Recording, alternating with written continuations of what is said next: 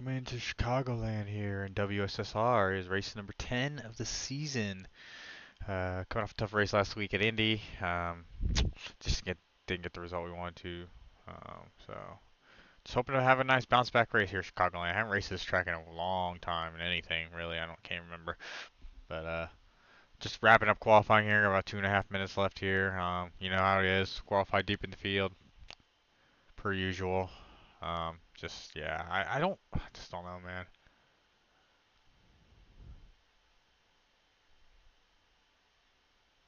Damn, dude. I ran a pretty, well, not fast practice time, but oh well. Well, we'll just have to make our way through the field, I guess. Guys, I suck so bad at qualifying. You're not the only one. Don't ask me how. I have no idea what I'm doing. All I know is I was cranking the ever living fuck out of my wheel. Oh, it's gonna be a long race. But we'll go and get the broadcast going on here in the background. Thousandths of a second difference between Ryan Kelly and Shane Terrian. It's a close marker, but Ryan Kelly trying to go back-to-back on grabbing the pole sitting position. Last time we ran here was back in Season 7. That was Ryan Kelly's debut season, and that rookie season found a lot of speed, was in the pole position quite a few times that season. And he was here at Chicagoland, the last driver to be the pole. He also led the most laps. The three's open for more of that true speed. As talking about true speed, it's the 06 of Tom Bourne. He's open for a good push for himself. He's had a couple of good, decent runs recently on being up front. It's the finishes that have been struggling for Tom Bourne recently. Yeah. Definitely hoping that he can get those finishes tonight. Because you're going to find out a little bit later on when we do the pick'ems that I decided to roll with him. So I'm hoping that he has that turned around tonight. I saw some speed out of him a couple weeks ago that caught my eye. I'm thinking tonight might be the night. But right now we are watching the 16 of Joshua Kanata. He's got to beat that 30.680 to get that pole position from Ryan Kelly. As you can see, exits the corner, trying to carry all that momentum down his back straightaway sandwich. We'll have to note on it. It is really not straight, that back straightaway, so you got to be mindful you don't slide up into that wall thinking you have a chance to rest when you really don't. Yeah, that slight curving can influence drivers of driving side by side close to that outside wall. We'll see if it influences anyone here tonight. Josh Kanata, though, was 20th on the board after his first lap. Second lap gains 4 positions, up to 16th position for the 16 machine. Congratulations to Joshua Kanata. One driver, though, kind of shocking on how slow he was. Cody Reed falling off shy. He'll be 32nd on the board. Driver that's looking for experience, it's Justin Forbes as he crosses the line. Qualifying finishes. And for the 4 of Justin Forbes, he'll be all the way down in 36th position. But practice is done. Qualifying just cleaned up as well. We now enter into our warm-up session, where these drivers will have 5 minutes to get any last little bits of practice for themselves at the Chicagoland going. We have been closing in every single race at the end of this regular season. As we take a look, we got 150 laps around this joint. It is getting close and hot and heavy on who's going to be inside of the top 16, and drivers to take note and watch out for, because counting tonight, we only have 3 races left, and drivers that are at the cutoff line, Drew Jua, lap 35. We look to be quick for that Lucky Duck machine, but it looks to be falling a little bit off. He's got some competition behind him that are hoping for some good runs. Another You've got 35 plus car race, 38 Reed, people out here. 18th, 19th, Crazy. Matt Meir, Nick Crawford's in 20th. It's cool though. But it's the driver in 21st coming off of his 2-race suspension. Douglas Newbigging, he's back. I'm curious on what Douglas is going to have to do for these final 3 races to get back into the top 16 where he was at before these 2-race suspensions. One of the more competitive leagues out there. Here, I would say he's got to go out and just run top 5 and get those points, get back into that top 16. He definitely has speed to do it. Also, he can get the win. We know he's a driver that can run up front. We think back to Michigan, was a very fast driver there. But tonight, I don't think he got that qualifying effort in that he was hoping for. But I've seen him do that before, and then he ends up driving up someone to just the front. died on the front stretch. We saw it last year. I remember at Las Vegas where he started out back, and that race went caution-free, and he ended up in the top 3. And we talked long to him. race though, so you know, anything can happen in these races. Might not have the short run speed, but Especially this race with could cars turn out into here, a good long God. run type race, and he could be a driver to watch out for. It certainly can. As we move from our point standings over to the way that this season's been running in the schedule. There are only, counting tonight, 3 races left, and tonight's the last mile and a half of the regular season. Damn, Vincent's starting 18th? That shows you how competitive it is, too. The majority of them have not ran. Now, the WSSR has ran here once. They're heading to Le Mans, the circuit, to like 24 hours, to see how these drivers can handle some road course racing for 15 laps. That is going to be a short race when you look on paper, but on course, it's going to be a long one next week. And then the week after, to finish out the regular season, we head to Bristol to see who makes the top 16 and races for a championship. Well, Bristol will be fun, but before that, like you said, we have to go to Le Mans.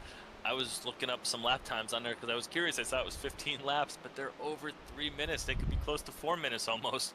So that would be a long race where drivers really need to make sure they do not make any mistakes at that track, because just getting back to pit road could be a very challenging problem. It certainly can be, as then we head into our playoffs. It's going to be 6-race playoff system with elimination races after each 2 races, and we get down to our final few that will race for a championship. It's going to be a fun season to crown a potential new champion and a first driver to get a trophy. If you are looking to get yourself a trophy, as fantasy football season's right around the corner, go head over to Trophy Smack today to go get your trophy. Remember to use promo code WSSR SMACK for 10% off. We'll talk more about Trophy Smack later on in the race, but we first have our pick'ems. Who do we feel like are drivers to watch out for? Could be favorites to win. We're just drivers are looking for the best runs of the season. Well, let's take a look. We'll start off with my pick. I'm going to be going with maybe a little bit of a dark horse pick. He's been quick here in the past, hoping to find some good speed here this evening. I'm going to be picking the 28 machine of Brian P. Johnson from Nightmare Fuel. That team has been having some ups and downs all around, but Brian had a solid run last week at Indianapolis. Just feels like a win is right around the corner for the 28 machine. We'll see if we can find that win here tonight. But Justin, seems like you've already kind of given us a preview of your pick. Why are you picking the 06 of Tom Bourne? I know. I was too excited before when we were talking about him, but as you see the 74 get a little loose there in that warm-up. I thought I saw something at Dover a couple weeks ago that caught my eye. I felt like he was really, really aggressive on the short runs at Dover and was making up positions. He didn't get the cautions to go in there and get the tires, but maybe tonight, maybe it'll fall that way where that ultra aggressive short run speed can pay off, because I'm hoping that this would be a track that allows you to pass and make those moves to drive to the front, and then maybe gets that caution, gets those new tires, and is able to get himself a nice lead and take it home. And as well, we have ourselves our producer of tonight, Robert Moyer Jr., and he's going to be picking another Sky Motorsports driver, Shane Tarian. And Shane has looked quick also. He's still searching for that win this season. He's found like there's been multiple races that he's just fallen through the cracks of a chance to get a victory lane. I think that's a very solid pick from our producer, again, of Robert Moyer Jr., as those are our pick'ems, our 3 drivers to watch out for: Brian P. Johnson, Tom Bourne, and Shane Tarian, our 3 picks. Who are you picking? If you're out in chat and have the ability, 38 people. Driver that you think might be one to watch out for a win, or just for us to watch out, we'd love to see who your favorite driver is down in the chat. But for us up in the booth, we got ourselves done with practice. We're done with qualifying. The warm-up is concluded. It means it is race time for Chicagoland. And to start things off, we got to take a look at our starting grid here this evening.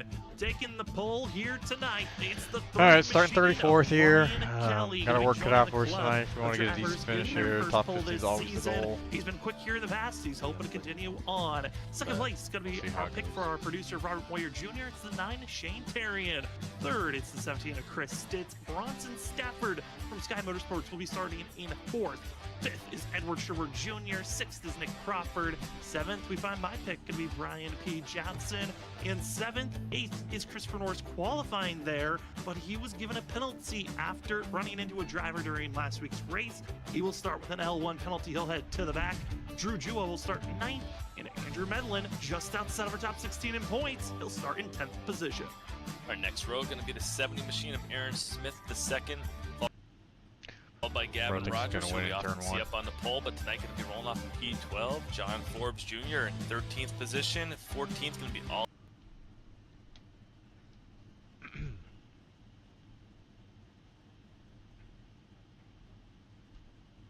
Stupid motherfucker.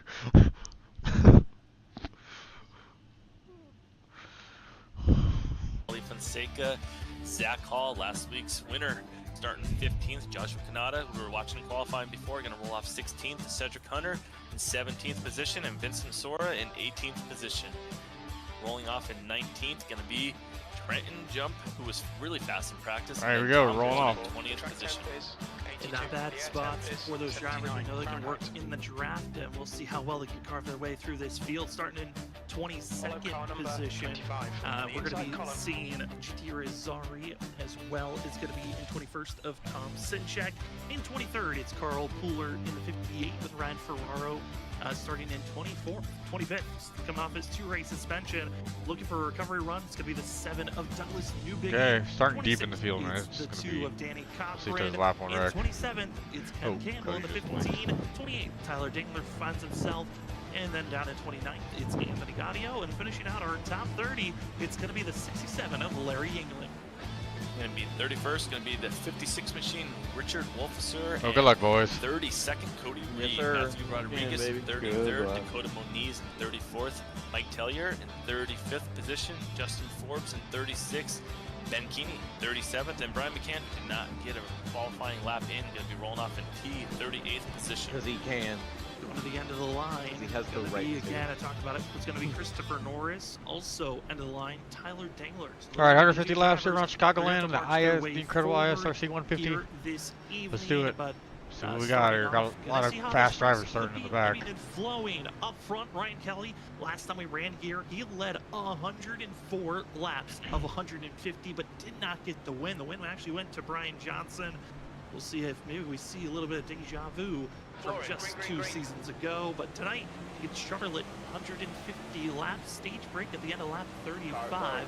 No fast repairs, 4 extra sets of tires in pit road. And the fuel window will be around 62 to 68 laps. So this fuel stint going to be important after the stage.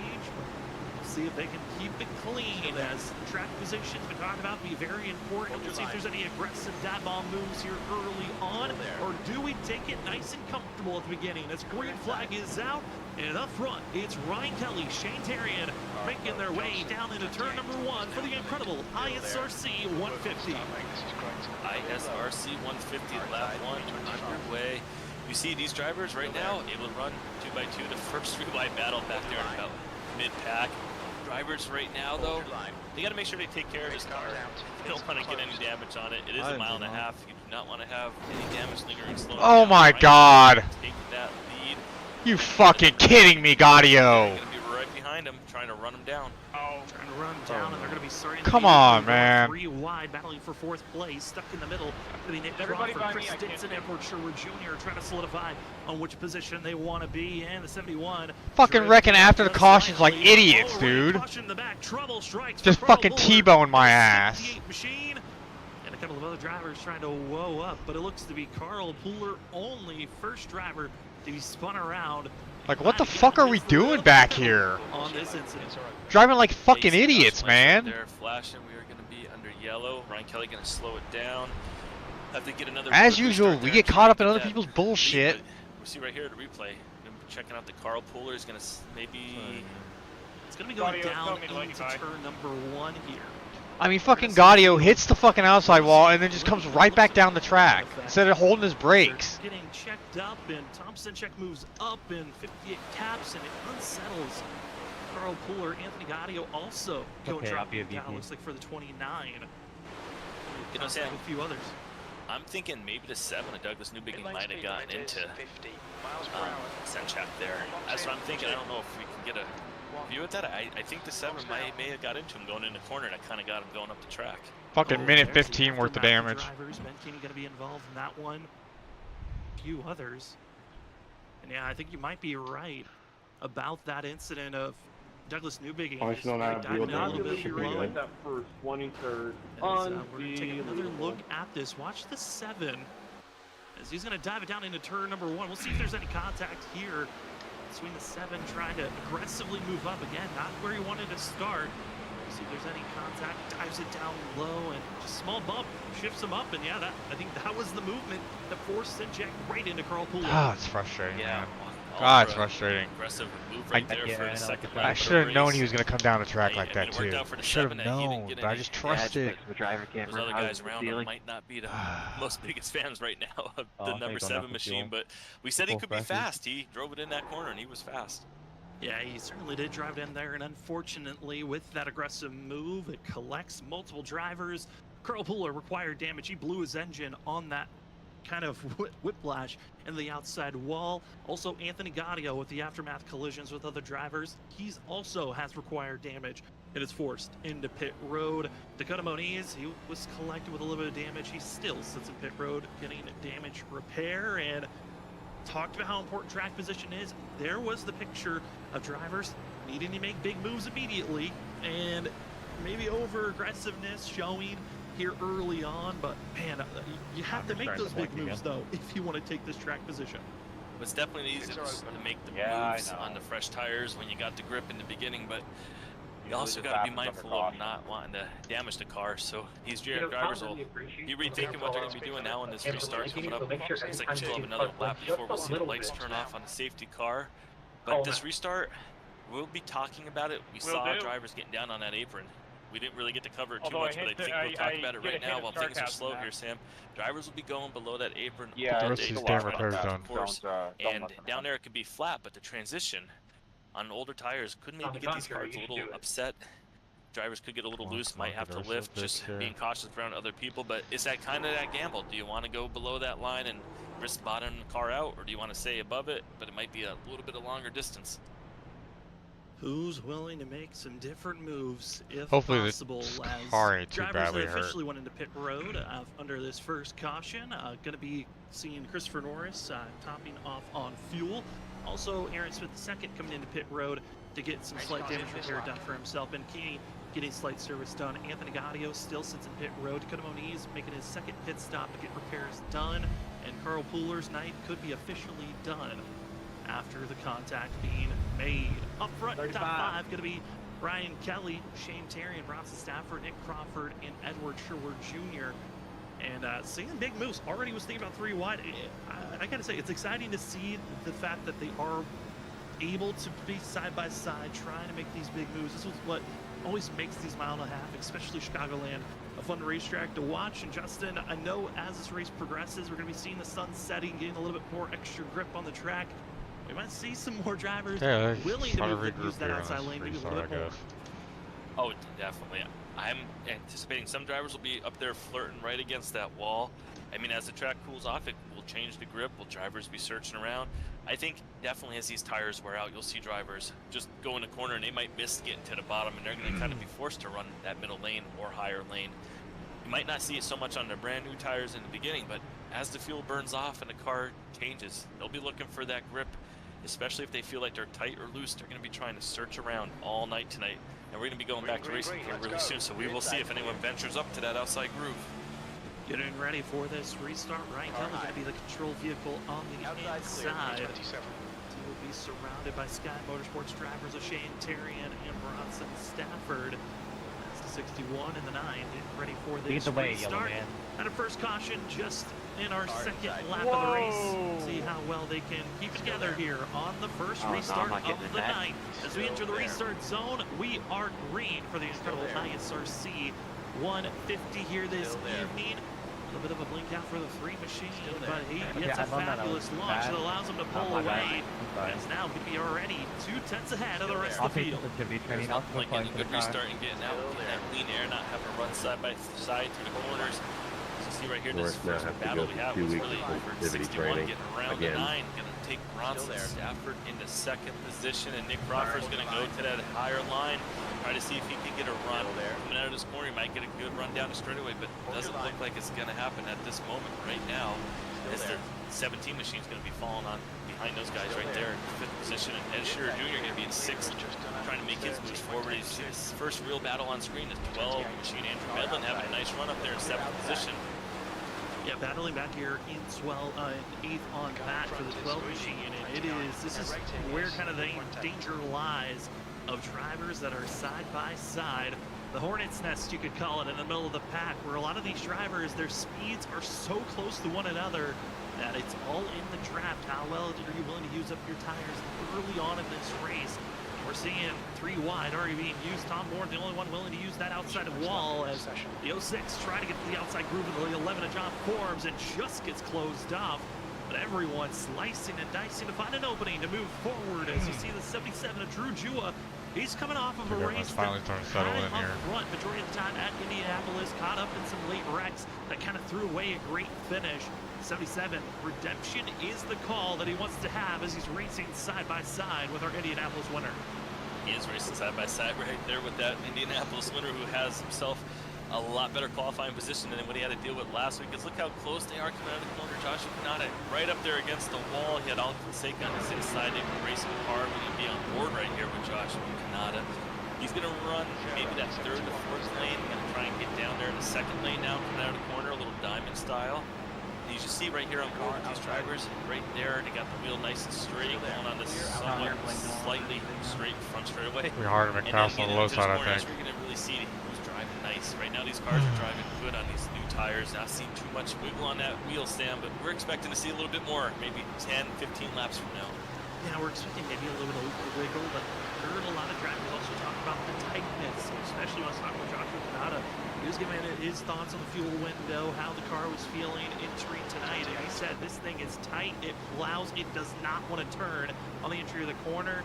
And we'll see if anything changes, or maybe it's going to enable some drivers to change how they want to race here tonight. As the fastest lap so far goes to Shane Terrian, who runs 2nd, as himself and his teammate Bronson Stafford are just pulling away from the rest of the field. And Sky Motorsports dominated here early on after getting by Ryan Kelly, but also seeing the sunset. If these drivers have the sun on, because you have the ability to turn that off or not, they are right on top of one another. They are for sure. And like you mentioned, Ryan Kelly got back to 4th position. So I know right now we're on board with Cedric Hunter. We just wanted to make a note of that. The leader, the pole sitter, we know he's a driver that, wow, look how close they are. Sam, that just had to catch my eye. The 32, Zach Hall, they are right on top of one another in the corner. You can hear them. That's just some great footage right there. They're actually going to be 3 wide now, and that's one of the problems. Maybe the 32 got a little tight coming out of the corner, lifted, and then it kind of gets the people behind you underneath you. Before you know it, you're in another battle. Trying to slice and find an opening is kind of the movement at this moment. As are you willing to force it 3 wide? You stay in line and trust where you're at, and if you want to move forward, you're going to have to force it 3 wide at some point. As Ryan Kelly, your pole sitter, drops back to 4th place, and this could be a strategy call. Decide to set himself in a position to maybe just save his tires. He's gifted. Oh, I need to get around him, Jesus. And Shane Terrian that have built up almost a 2nd gap over 2nd back to 3rd. And these drivers utilizing the draft, bump tracking with one another, and just trying to pull away and not even give a chance to the rest of the field to catch them once we get in this longer run. And the reason why, stage. Our stage is going to roll up very quickly here. It's at the end of lap 35 when our stage break will be.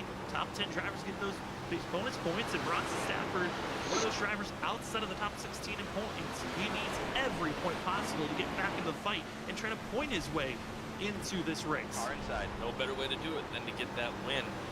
You mentioned the stage being at lap 35, so it makes you think that these drivers, how much tire will they really want to save? Still there. Would they maybe use all 35 and run hard? There. But we know Ryan Kelly is one of those drivers that is always really good at saving tires. So as much as I wanted to worry about him dropping back, I don't think it'll be a problem. But I'm just curious, will they be able to get back to the front by lap 35? As we say that, he's making a move around Nick Crawford right now. He's going to get that position. But will he be able to run these guys down? 28. That is going to be the truest thing. Also, when we start seeing the drivers before, he's going to pull this whole pack along. Really, once we see 3rd and 4th. And now losing ground the guy in front of me. Cool. Still there. They're still running about a 10th or 2 slower than our leaders. But drivers are in the middle of the pack that have been making some big moves. Currently, your biggest mover is Cody Reed in the 25, as he is making the charge on the outside lane for himself. Cody is just in that blue and black. Is charging forward up 17 positions from where he started, and then also behind him in the 01, that's Matthew Rodriguez you see on screen in the Love Bugs machine. He's up 16 position. Both of these vehicles really have done a great job using that 3rd lane to make the charge forward. It is. You see people who've been up there have been making the passes. Now, the problem somebody, are they going to pay the price? I mean, we might not see it here in the first 35 because we got that competition stage caution coming out. So they'll be able to go in and get those new tires. But look at this 3-wide battle. 16 going to slide right up there. We should get a little pull in front, but that's the risky parts we were talking about at the top of the show tonight. You pull up in front of someone, you got to make sure you're clear. You really do need to make sure you're probably on fresh tires how now, much so. is this willing to deal with the risk to reward. I don't know if this right side damage is hurting me or not. Probably is.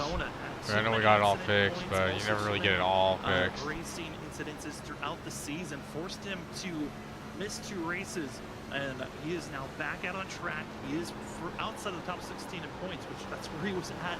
He was 14th in points before the suspension, and the 7's got a lot of work to march forward with, and also starting so far back. He needs help for himself to make this charge work, and racing around, having lucky ducks and around one another. We heard under the interview last week at Indy that 51 is not a fan of anyone on lucky ducks, and you got to keep an eye on both of these drivers. What? Definitely something to keep an eye out tonight. A little more. Ooh, another move right there. I just seen it. 14. It looks like GT. Like revving out. Right up there. That makes me skip. My heart skip a beat there, Sam. I see those drivers pull up, and I'm like, are they clear? So hard to tell sometimes at those angles. But that's what this track does, puts on that great racing. You really got to make the moves here because you don't want to get trapped down there on the inside if you're not liking it. They try and slide up high to maybe get a better angle in the corner. But right here, 51 going to try and dive to the bottom and get another pass complete. But is he going to carry that momentum? Nope, we're just slow, I think. Able to get by Ryan Ferraro even with the small little movements between one another. All right. You're seeing the drivers that are notoriously known for being inside of the top 15, the top 10, slowly making their way forward. But it's taking a lot of effort out of their, kind of taking the wind out of their sails at times. All the work and wear and tear they put on their tires, while drivers up front single filing out. We see John Forbes, Edward Sherwood Jr., Drew Jua. And for the 71 and the 77, those are drivers I've got circled up. Watch out on how they move through this field. If we stay green, and especially when we're in the next 5 laps, how aggressive are we going to be seeing these drivers willing to make some big moves, try to move forward? Well, this or fucking are they sucks, stalling man. out? Again, with the way that this track's been I've been told it's tough to make passes after 5 laps into a run. Yeah, well, I'm glad that drivers are being able to utilize the outside grooves right now. I was hoping that there wouldn't be a single file parade here of everyone being at the bottom. It's nice to see some guys be able to get off that line, but how long will that happen? Like you said, the sun will be going down. We see, looks like it is the 06 of Tom Horton up there. He's running that outside line consistently, it seems, since he dropped a green flag. Anytime I feel like we've seen him on screen, he's been up there closer to the wall. Andrew Medlin running up there too. John Forbes Jr., the 77, he's going to try and get a pass here on the bottom. And there you see, he slides up in front of the 11. The 11 got that run down the inside. Will he be able to get the position back? Drivers that are inside the top 16 in the cutoff line. Drew Jua, 16th in points. 17th in points is Andrew Medlin, as they run side by side off the exit of turn 4, and the 77 Drew Jua, he's been given the green light. He is marching his way forward, finally gets inside of the top 10, and he is on the charge, taking all these positions back that he's seen other drivers maybe too early on in the run use up those tires. Now Cedric Hunter trying to follow in suit as well, and Trenton Jump, who's been our biggest mover so far, he now is going to be tied with the 01 and Matthew Rodriguez, who's having one of his best runs this season. This is not a Matthew Rodriguez we've seen at all. It's been bad luck after bad luck, and God right damn now, it, having dude. a great run for this Love Bug machine. He really is. Got a nice paint scheme, and more importantly, got a really nice run going on. He's up there, one of those drivers using the higher line. Going to be able to hold the 46 off. It looks like that. Looks like this through the corner, but the 16 is going to get a big run. Is he going to maybe? Oh, he does back off a little bit. I was wondering if he was going to give a little more of a push to the 01. But wow, you can just see this group, they're so close to one another, Sam. I mean, the 16 checked up a little bit there, now the 14 of GT. Here's Ari's going to jump to his outside, and luckily the 16 was able to keep it down off of there. Right there, you saw that game really close. Very close, as well as other battles in front of them are getting impacted. Cedric Hunter has now moved up to 10th place, but also the battle for the lead might be ramping up here very shortly. The gap between second and third was over a second. Well, now it's just the car length to 2 car lengths of difference. Bronson Stafford, Shane Tarian, did they build up too much of a gap? It's now 9 seconds, the difference. I mean, it's 9 laps, excuse me, was coming down to who was going to be at the end of this race, and now Seeing everyone trying to tackle, take these positions away up front as each lap ticks away. Stage is at the end of lap 35, and Chris Ditz, Nick Crawford, and Ryan Kelly, they're now trying to figure out who's going to slot to tackle and fight against Sky Motorsports in our front two.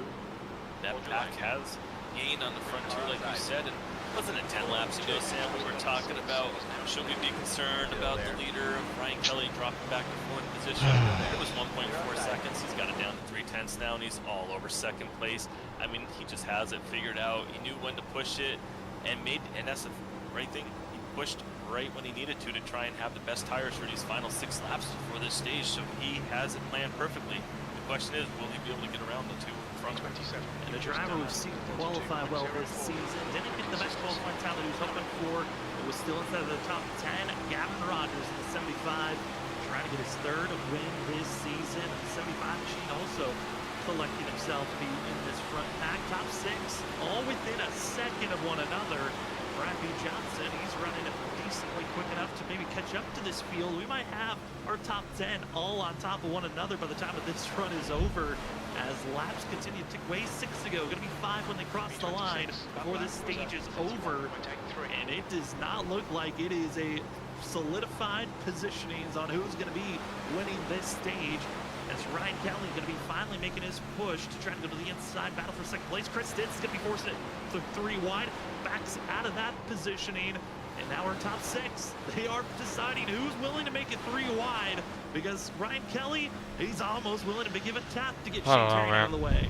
Yeah, they were really close right there, leaning on one another. To 17, just got a bird's eye view of this battle. He's like, when do you need to make the move? Because I don't know where to go. Behind the 9, behind the 3, but now he can't go anywhere behind the 9 because the 74 is to his outside. We got battles all over this track, but right now the 3 is trying everything to get around the 9, but just not able to complete that pass on the bottom. Very challenging. They're going to make almost contact there. So close. What a great battle they're putting on, but that 74 is trying to get around all of them while they battle. And all these drivers pushing back and forth. What position can you be in to make these big passes and moves? And it's going to be Nick Crawford on the outside lane, as well as seeing Gavin Rogers. That outer groove, the momentum you get off the corner, and the fact that you're able to carry so much more speed is enabling these drivers to now try to configure belt the 3 of Ryan Kelly, who's stuck to the inside. He'll lose a position to Nick Crawford. Crawford will push the 9 of Shane Terry forward, and now with 3 laps to go in the stage, it might be whoever can get to that outside lane here, run the Kyle Larson line up on that wall. That might have we got huge ass stuff. Get by to Shane Terry and Bronson Stafford, who continue to defend so well these last handful of laps. Well, Ryan Kelly had that chance to get to the top, coming out in turns 1 and 2, and he went right to the top and made sure he ran that 3 and 4 so no one could get to his outside. He's going to try and regroup here and maybe have one more chance of getting around the 9. Regroup, but I tell you what, these drivers are putting on a great show. If this is what we're in for the next 100 laps, 120 laps after this stage, this is going to be fun to watch. 34 laps into this rundown, these drivers are still side by side putting on great racing. Talk about how we might have our top 10 all within fighting distance here at the end of this stage. Well, coming up to our white flag of the stage, Bronson Stafford trying to pull away once again. He's almost up to half a second ahead of Shane Terry and Ryan Kelly, but the bigger the pack has grown to where Shane Terrian looms. It's now grown to our 9th to 2nd, are all within at least 7/10 to one another. And it's Shane Terrian trying to hold back the Wolves as the 61 continues to lead this race. That was not fun. Closing up to the end of this run, we wait for the stage yellow to be thrown, but every position so critical on who's going to be in the better positioning. They're almost 3 wide, battling for 4th place. Yeah. Johnson cycling through the middle groove across the line. I thought about parking it a couple times there. Here tonight as the yellow flag flies. I just thought that was fantastic racing. You see right out of the back of the screen, the 9th place driver, Cedric Hunter. He was right there in that battle. I mean, he was 4 car lengths away from being in like 3rd position. That got so tight at the end that this could be such a fun race from here on out. These drivers are putting on a great show. It's weird when it falls off. Strategy. Now we know drivers are going to go with 4 fresh tires. As you see the points right there, John Forbes Jr. It's so strange how point for that you stage. can get a run off the top. You 10 can run all the way to the Yeah, bottom that's and the whole get reason out we of need it. to drop the You can beginning pass of- anyway. Yes, Like, what's helping me really is on making the sure I here track out tonight. here, Machine Terror, Ryan and Kelly, then Nick like Crawford, kind of let Kevin Rogers, Rick Brian be a B. little bit more Johnson, front Drew back, Chua, you have to Chris run, Ditz, and then Get pin rid shot of like I it. did right there. Four. It's going to be your 10 Yeah, drivers I getting think bonus points here at the end of our I've been stage. using a lot of brake to Field try will and come just to get pit it road, get their pit turn. stops I'm if they struggling there. decide that that's where they want to be. Curious if anyone's maybe going to think about. I'm struggling what everywhere, so strategies it's could cool. be thrown here, Justin, because I know later on we might talk about drivers tempted to take 2 tires. Drivers might be tempted, I'm expecting tires to be taken, but do you think anyone risks it early on to maybe take 2 tires for that track Terrible position? entry, but that's As much as I whatever. think we would like to see it up here for some 87, bonus excitement to 94. already a great race, I can't see anyone taking anything but 80, 4 94. tires, just knowing how tight the track is and how we're Damn. able to see drivers be able to pass. Yes, it is hard to pass. But I don't think that's there's good. grooves out there. I think they want the 4 fresh tires. But I can't rule out 2 tires later on, like you said, especially if it's stage green and maybe at the end someone makes their final pit stop and says, you know what, I'm going to do 2 tires and a little bit of fuel, try and get out soon. But right now, it's 61, overshot the pit road. Not going to come out the leader, I don't think, Sam. I mean, if everyone else has Yeah, the he's speeding in the pits. Let's fucking go, baby. It just gets on, keeps getting better. To at least lose 2 to maybe 3 positions. God damn it, I'm about to just fucking. Takes off, but already you're seeing multiple positions being lost. I don't have Final any more pit damage road left. Contact even made. Yeah, I got it all in the Drivers last getting caution. ruthless between one another on their positioning.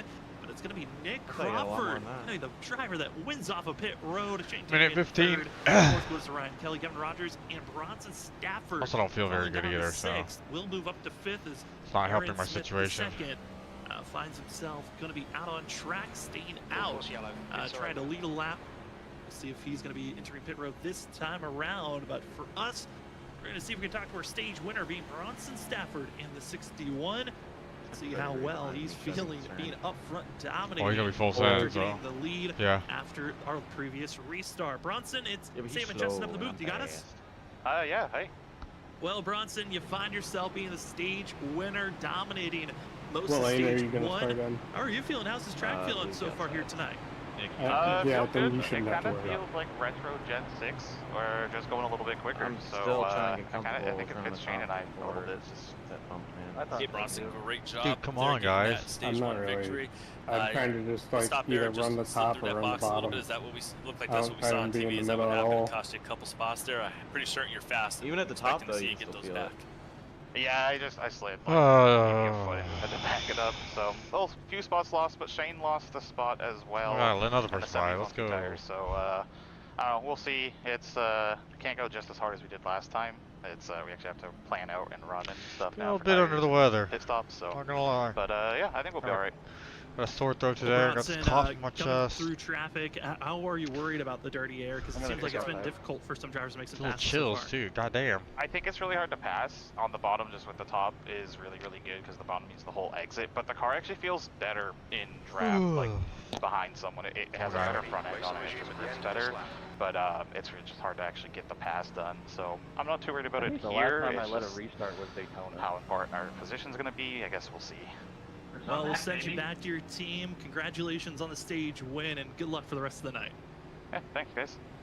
As we send All Bronson right, Stafford well, back to his 111, teammate, 110 when we take their green. Motorsports. Aaron Smith pushing on the II inside. did lead his lap, and then It's went weird. into I'm the pit 23 road, car so on the outside. gifting the lead to Nick Crawford, who will be on the outside. Shane Terrian will be on the inside groove. Justin getting that bonus point for the 70 machine. I think that was the key, All right, but now he's got a long road here tonight to try to go for some big bonus points.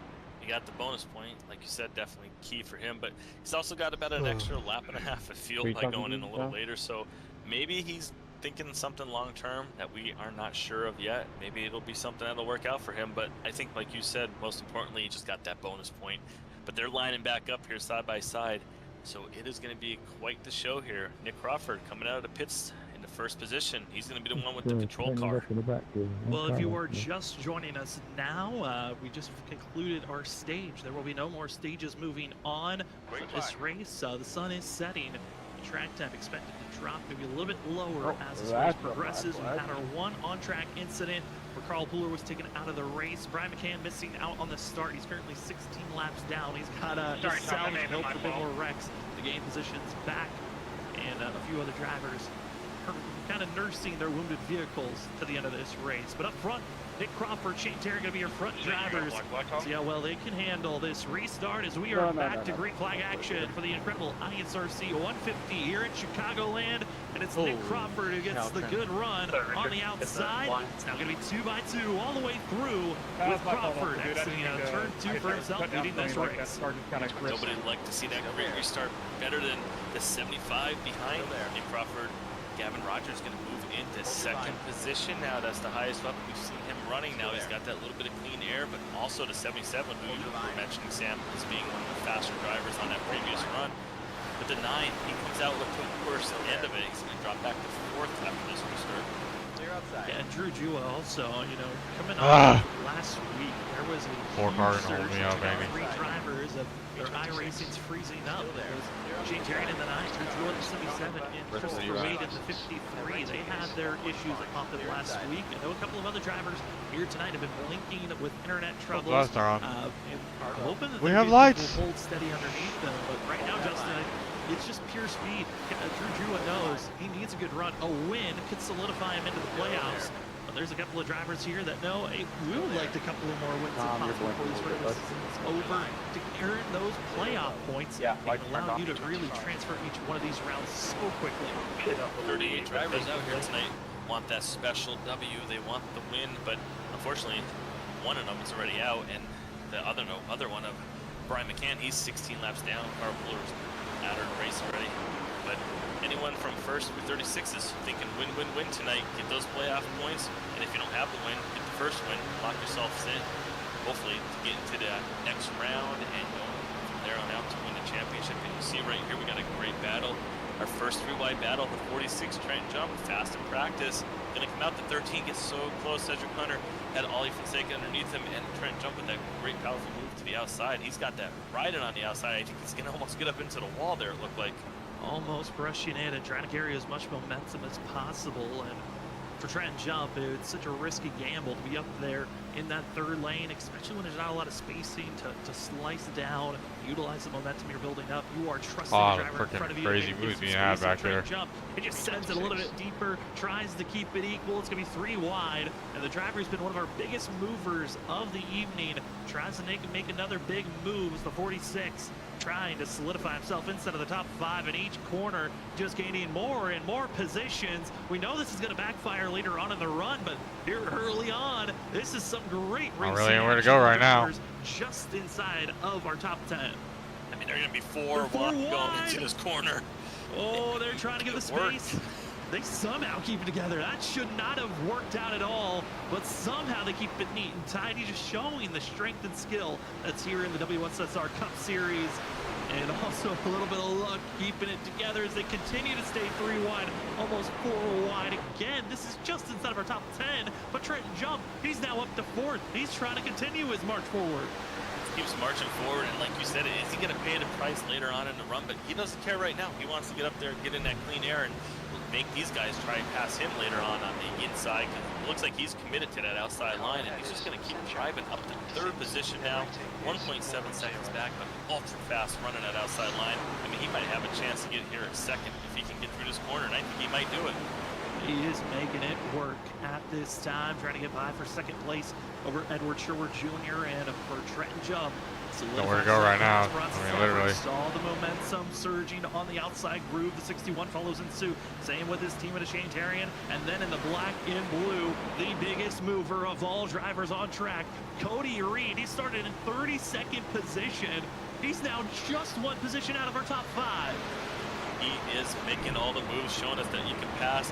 You'll be on board right here with Cody Reed, holding a nice, pretty wheel. But making the passes on the outside. Ed Shearer Jr., he was just in 2nd position. Now he's dropping almost outside the top 5. Cody Reed going to get a huge run right here, utilize a little draft. Well, that worked out for him, didn't it? Oh, he's a lap car. What is he doing racing me? And something we saw right there on camera, a little bit of the bump getting in turn 1 and 2. I feel like running up high, the bump isn't as bad as if you're angled, turning down to the bottom. So maybe these drivers are migrating to the top. Okay, that's kind of annoying. Talk about the cars being tight. Maybe right now the outside line is working with these temperatures dropping.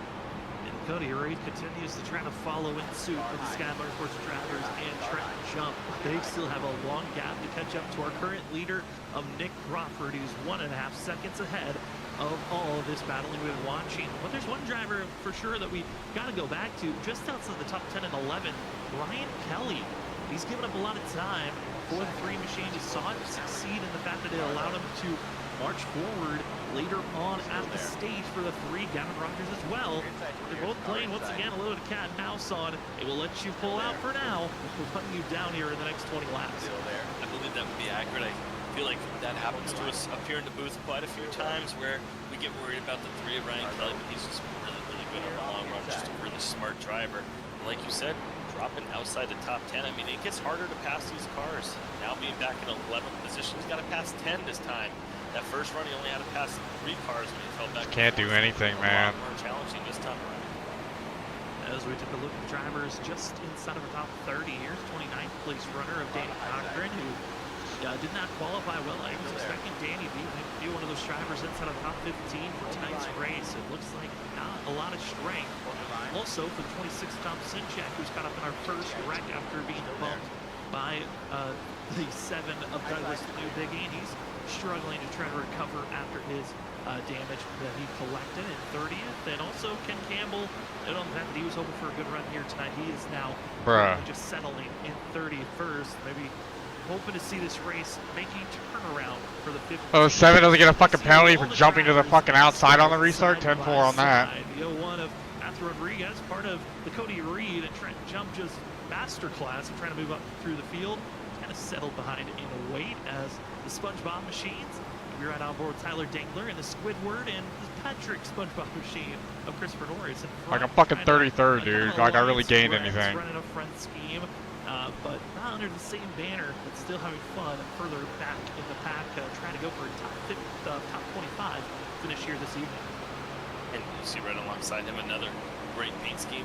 The number 2, Danny Cochran, always has some really nice purples going on and some neon colors. You see right there the 38, Krusty Krab, the Love Bug. These drivers definitely take pride in having some really nice paint schemes. I feel like we get a chance to touch on it each week. And see the Tim Horton colors right there, some good coffee. Larry Yingling, though, I got to talk about him for a second. Don't we normally talk about him running up front? What's going on here tonight, Sam? Might be one of those races where he's just learning. I mean, we talked to Zach last week when he won. You know, when you're further back in the pack, you learn a lot of lessons of how the dirty air might influence your car, certain passes and timings. And for Larry, he didn't qualify well. Qualified 30th here tonight. That track that he's actually had found success in the past. He actually won this race back in season 3, but that was back when they were running the Gen 6 car. So curious if we heard from Bronson, he said that he felt like this was a faster Gen 6 car that we're feeling on the setup-wise, the way the car's reacting. And we might see Larry be a driver watch out for. Currently 21st, just getting by Douglas Newbigging and trying to make that march forward in the red machine. Yeah, that would not surprise me. Everything you just said is very accurate. A driver who we could for sure see up there later on in this race. Just kind of caught me by surprise how far back he was. You see right here, Andrew Medlin. That's who we're following right now on screen. He was up there not too long ago battling inside the top 10. Maybe through transitions and pit stops and not having a great restart. Lost a few spots, but he might be a driver that can get back up there. But right now, just kind of stuck in that bubble where there's drivers everywhere you go. Top, bottom, middle. It's really hard to pass when you get back in the middle part of this group.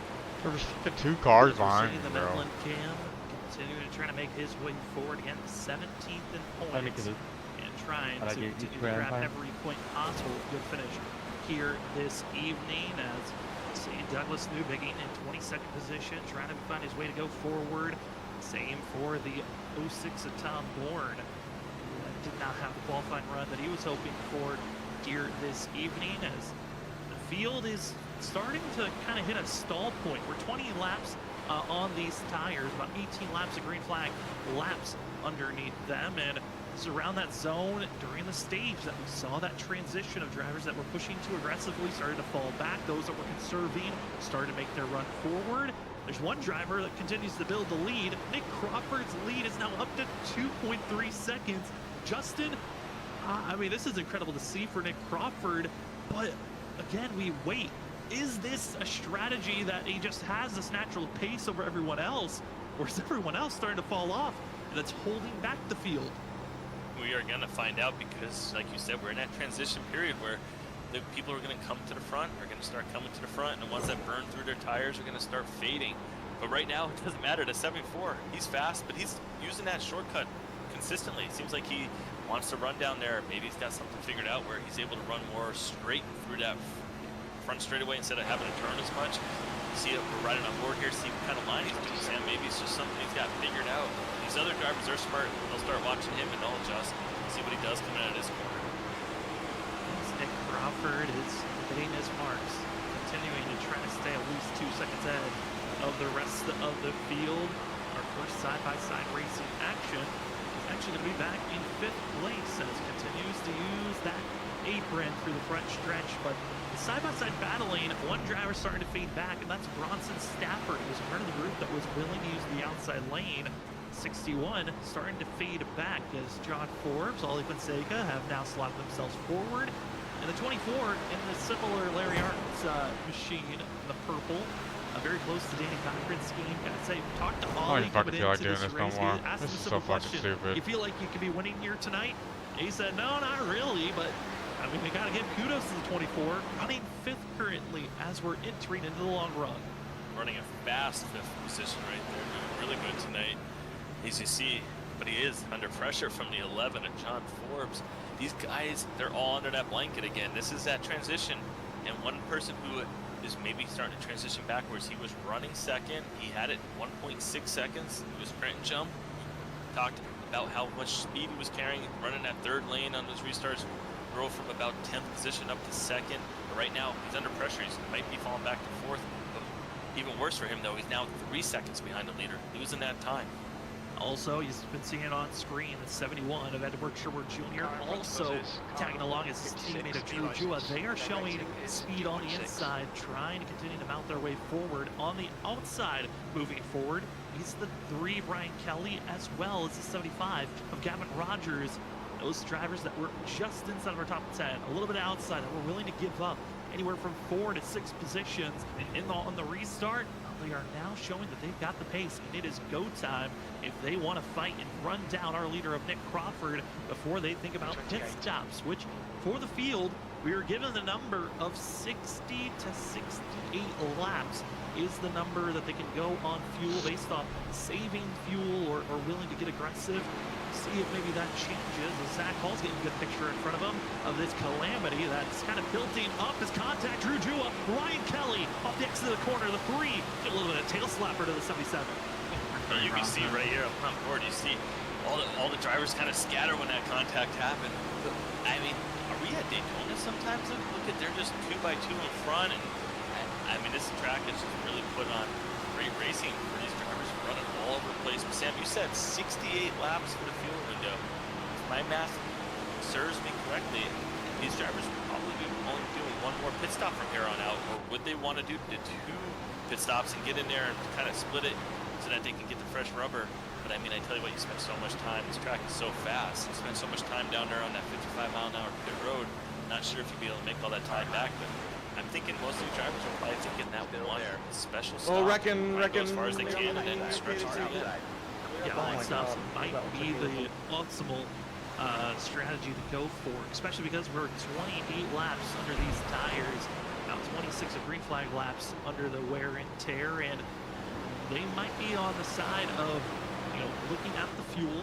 We're only about a second off of some of these drivers' fastest laps as Drew Jua and Bronson Stafford almost made contact. They're stacked in contact between one another, and oh, they go into the wall as a stacked 4 wide was happening there with Drew Jua, Bronson Stafford, and Ryan Kelly just trickling into one another, and that's kind of where we're building out. The exit turn 2, been seeing a lot of drivers squeezing into one another. They've been graced with slight contact here or there and able to actually react and hold on. But we're getting to that stage here, Justin, where tire wear is starting to fall off and maybe tempers might be starting to mount up. Yeah, that got really interesting right there. 2 of our fast drivers making some heavy contact. I think the 75 was also making some contact, and that maybe initiated it. But Ryan Kelly, he now probably with the worst amount of impact. I know these cars can take damage, but that was a pretty decent hit. Not sure if he's going to have any kind of optional repair or not, as the cars do take, they do take the abuse, but yeah, it was interesting. So 13 is going to throw a huge block, go way up there, as you see the 14 all over the back bumper to 13. Cedric Hunter, GT Irizarry getting blocked by the 13 machine. That was a big movement right there. Heavy blocks for 11th position for the 13 Cedric Hunter, trying to hold back GT Irizarry, and as well in front of them, some hard racing's going down for 4th place, back to 9th. Cody Reed made our biggest mover so far. He's trying to hold back some fast drivers, Trent Jump, Edward Shore Jr., Ollie Fonseca, and he is bobbing and weaving back and forth. The 25 is doing everything he can for 4th place to hold this position, but Edward Shore Jr. finally gets to the inside. We'll see if the run on the outside allows the 25 to keep this position, but they have been going back and forth, and watch out for the 75 machine on the inside in the white and black. That's going to be Gavin Rogers. He might be setting up for a chance here to try to force it 3 wide, and he will off the exit of turn 4. The drivers on the inside, they just have such a big impact there to 46 coming out of the corner. Hits that wall pretty good. See if he's able to continue, no problem. But I mean, that's just coming out of that exit. Car tightens up and he just slapped the wall there. Luckily, no one was underneath them. Ollie Fonseca now is underneath him, but big impact there for 46. Hopefully, he's able to continue. Open to continue on. We also can officially announce that another driver has called it a night, involved in our first wreck. Anthony Gaudio is officially out of this race for the 29 machine. He'll be joining Carl Pooler in the garage, and that's another position for Brian McCann, who again missed the start of the race. Might have been some slight connection issue. We'll wait for the official report to happen in the 8 machine, but 2nd week in a row missing the start of the race. Now we'll see how well he can recover. It's going to be a big loss of points as we continue to watch the battling for drivers just instead of our top 10. Rogers working that outside groove, but finally able to slide his way up to 71 of Edward Shore Jr. That is a huge win for himself. The other drivers squeeze it in. It's getting a little bit more compact up front with everyone closing in on one another. You saw it right there. Cedric Hunter coming up, shutting the door on Ollie Fonseca. Cedric Hunter is able to make that pass, and he's going to try and put some pressure on the 46, who right now is just getting ultra tight. Drop back to the 9th position. Always about to drop back to 9th as Cedric Hunter's going to drive to the inside, but we talked about it. He was really fast, drove to the front. But you know what, Sam? I like that move. I like being aggressive, because what if the caution came out? He'd be restarting in 2nd position, then he could maybe save his tires and plan from there on out. It just did not work out, as right now he's under heavy pressure with the pack. Now kind of gotten under their wings right there. Talk about things getting a little bit more compact. Here's our battle that once was for the lead last week at Indy. Now battling side by side for 13th position. Zach Paul, Vincent Sora, they're trying to find their way to move forward together as the 32 has been trying to find speed on the outside lane. Vincent Sora has been a little bit more patient as Ryan Kelly. That was close to the outside wall. And these drivers exits are getting a lot more tighter each and every lap that passes. We officially are into the first half is done. We enter the 2nd half of this race. Second half of this race right now, like you mentioned, these 2 drivers that are battling side by side. Zach Hall's going to drop it down to the inside. Vincent Sora, I mean, they were battling for the win last week, and right now this race been really quiet, running back there in the middle of this race, back in 10th, 12th, 13th, 14th spot. It seems like all nice, Sam. I mean, that just shows you how the competition in this league is really fantastic. That 2 drivers last week who were one of the best drivers in the whole race. This race, they can't get inside the top 10. Yeah, they were just outside the top 10. I think it might be a strategy call for some, and I think we're seeing right now is just the competition. There's a little bit more I want to be up front, shown by some of these drivers. Ryan Kelly, this has been real after boring getting into after that this, side hasn't it? wall and seeing the tires fade away, the 3, he was being patient. Maybe gave himself the green light too soon as he's starting to fade back. Potentially the 3 get full outside of our top 15 if he's not careful, but the battling for 2nd place, it's swapped hands to John Forbes. Shane Terrian now under fire with the 71 of Edward Shore Jr. as The Lucky Ducks machines of Sherwood Oh my Junior God, I and cannot get Jewel, around Trent They Zone. have been trying to make the way forward, but one that's been slightly faster than everyone up front. It's that the 13 wide up there, going to be a Cedric Hunter. He is looking quick, and it's been one of the faster drivers here late. Great valid point to make. We talked about it at the end of the first stage. He was running 9th, but he was right there where he could have been in maybe even 2nd or 3rd position if he could just gain about 30 feet on tracks. The 71 to 9, they're so close coming out of this corner. This race is really exciting. Kind of takes your breath away sometimes when you see these drivers. You're like, oh, they're going to wreck, but they stay off one another, able to keep it really good, hard, clean racing all night. But wow, it's just awesome to see these drivers. A 9, I think he might have got really close to the wall. That's going to give Hunter a big run on this outside right here. Is he going to be able to get alongside him? He is. Cedric Hunter's going to potentially move up another spot as he gets a huge run into the corner right behind the 77. Cedric Hunter right now, he's got that car hooked up. He's got it hooked up and willing to make some big moves here late. These drivers under this stint, 41 laps under these tires, a total of 39 under green flag conditions. And again, the fuel run here around 60 to 65 laps. So you might be able to push it maybe a little bit further if you're clutching and doing everything possible to save fuel to maybe go 68 laps. But when do you want to make that pit stop? Because we are closing in on that 60 window here in the next 10 laps. Justin, do you feel like you need to push it all the way to empty, or do you play a little bit of early pit stops and go with that undercut? That is such a really interesting question to try and think about. I mean, the way as we lose time to the guys in front of us, definitely matter, and handling definitely matters. dude. But the problem is if you stay out even 2 laps longer than anyone else, I mean, the field is so close, Sam, that if you give up 4 seconds, you're talking about maybe going from 2nd back to 12th or 13th. Then you got to pass those cars back. And with 2 lap better tires, can you really make up all that time? But then again, I would love to have maybe 5 to 10 lap better tires than the people in front of me, but you would be paying the price. You could be talking about giving up maybe 10 to 15 seconds. I'm just not sure you can make that back out on the track. I might think of being maybe not the first to pit, maybe the next lap by, getting in there and getting those tires before anyone else can undercut it. And also when you're coming to pits, we're expecting this to be kind of your final lap, your final pit stop of the night. You have to make sure that you get in your box cleanly and don't slide through. We're able to maybe negate some time being lost by sliding through under our close to stage making our break, pit stop here. It is Be a green. one-stopper. Not afford any type of mistakes as we're watching the battling on screen for 13th, 14th, and 15th. That's the 3 machine of Oh Ryan my God, Kelly. he's killing me. And God, dude. 13th, 14th is the 28th Stop of in the Ryan grid race. Johnson and the 17th. Oh well, we ain't making the Stitz. playoffs anyway, And so. Ryan Kelly grabbed pole. Stitz grabbed 3rd. They're just outside of the top 10, needing a little bit more help as we're also seeing them catching up to Zach Hall, Ollie Fonseca, and team at 32 is Zach Hall. His partner in crime, Vincent Sora. Well, Sora's pulled away. He's now up to 8th place. Starting to see a little bit of difference on drivers that maybe they were working that Damn, outside 6.3 lane. Larry's A little even bit struggling too here. much. Damn. again this week, Josh? Yeah, we were just talking about it, how the drivers that were doing Yes, so sir. good at Indy last week weren't inside the top 10, and now they are making their way. Like you said, Vincent Sora up to 8th. Zach gonna Hall dive about bomb to break the top every 10 time? very shortly here.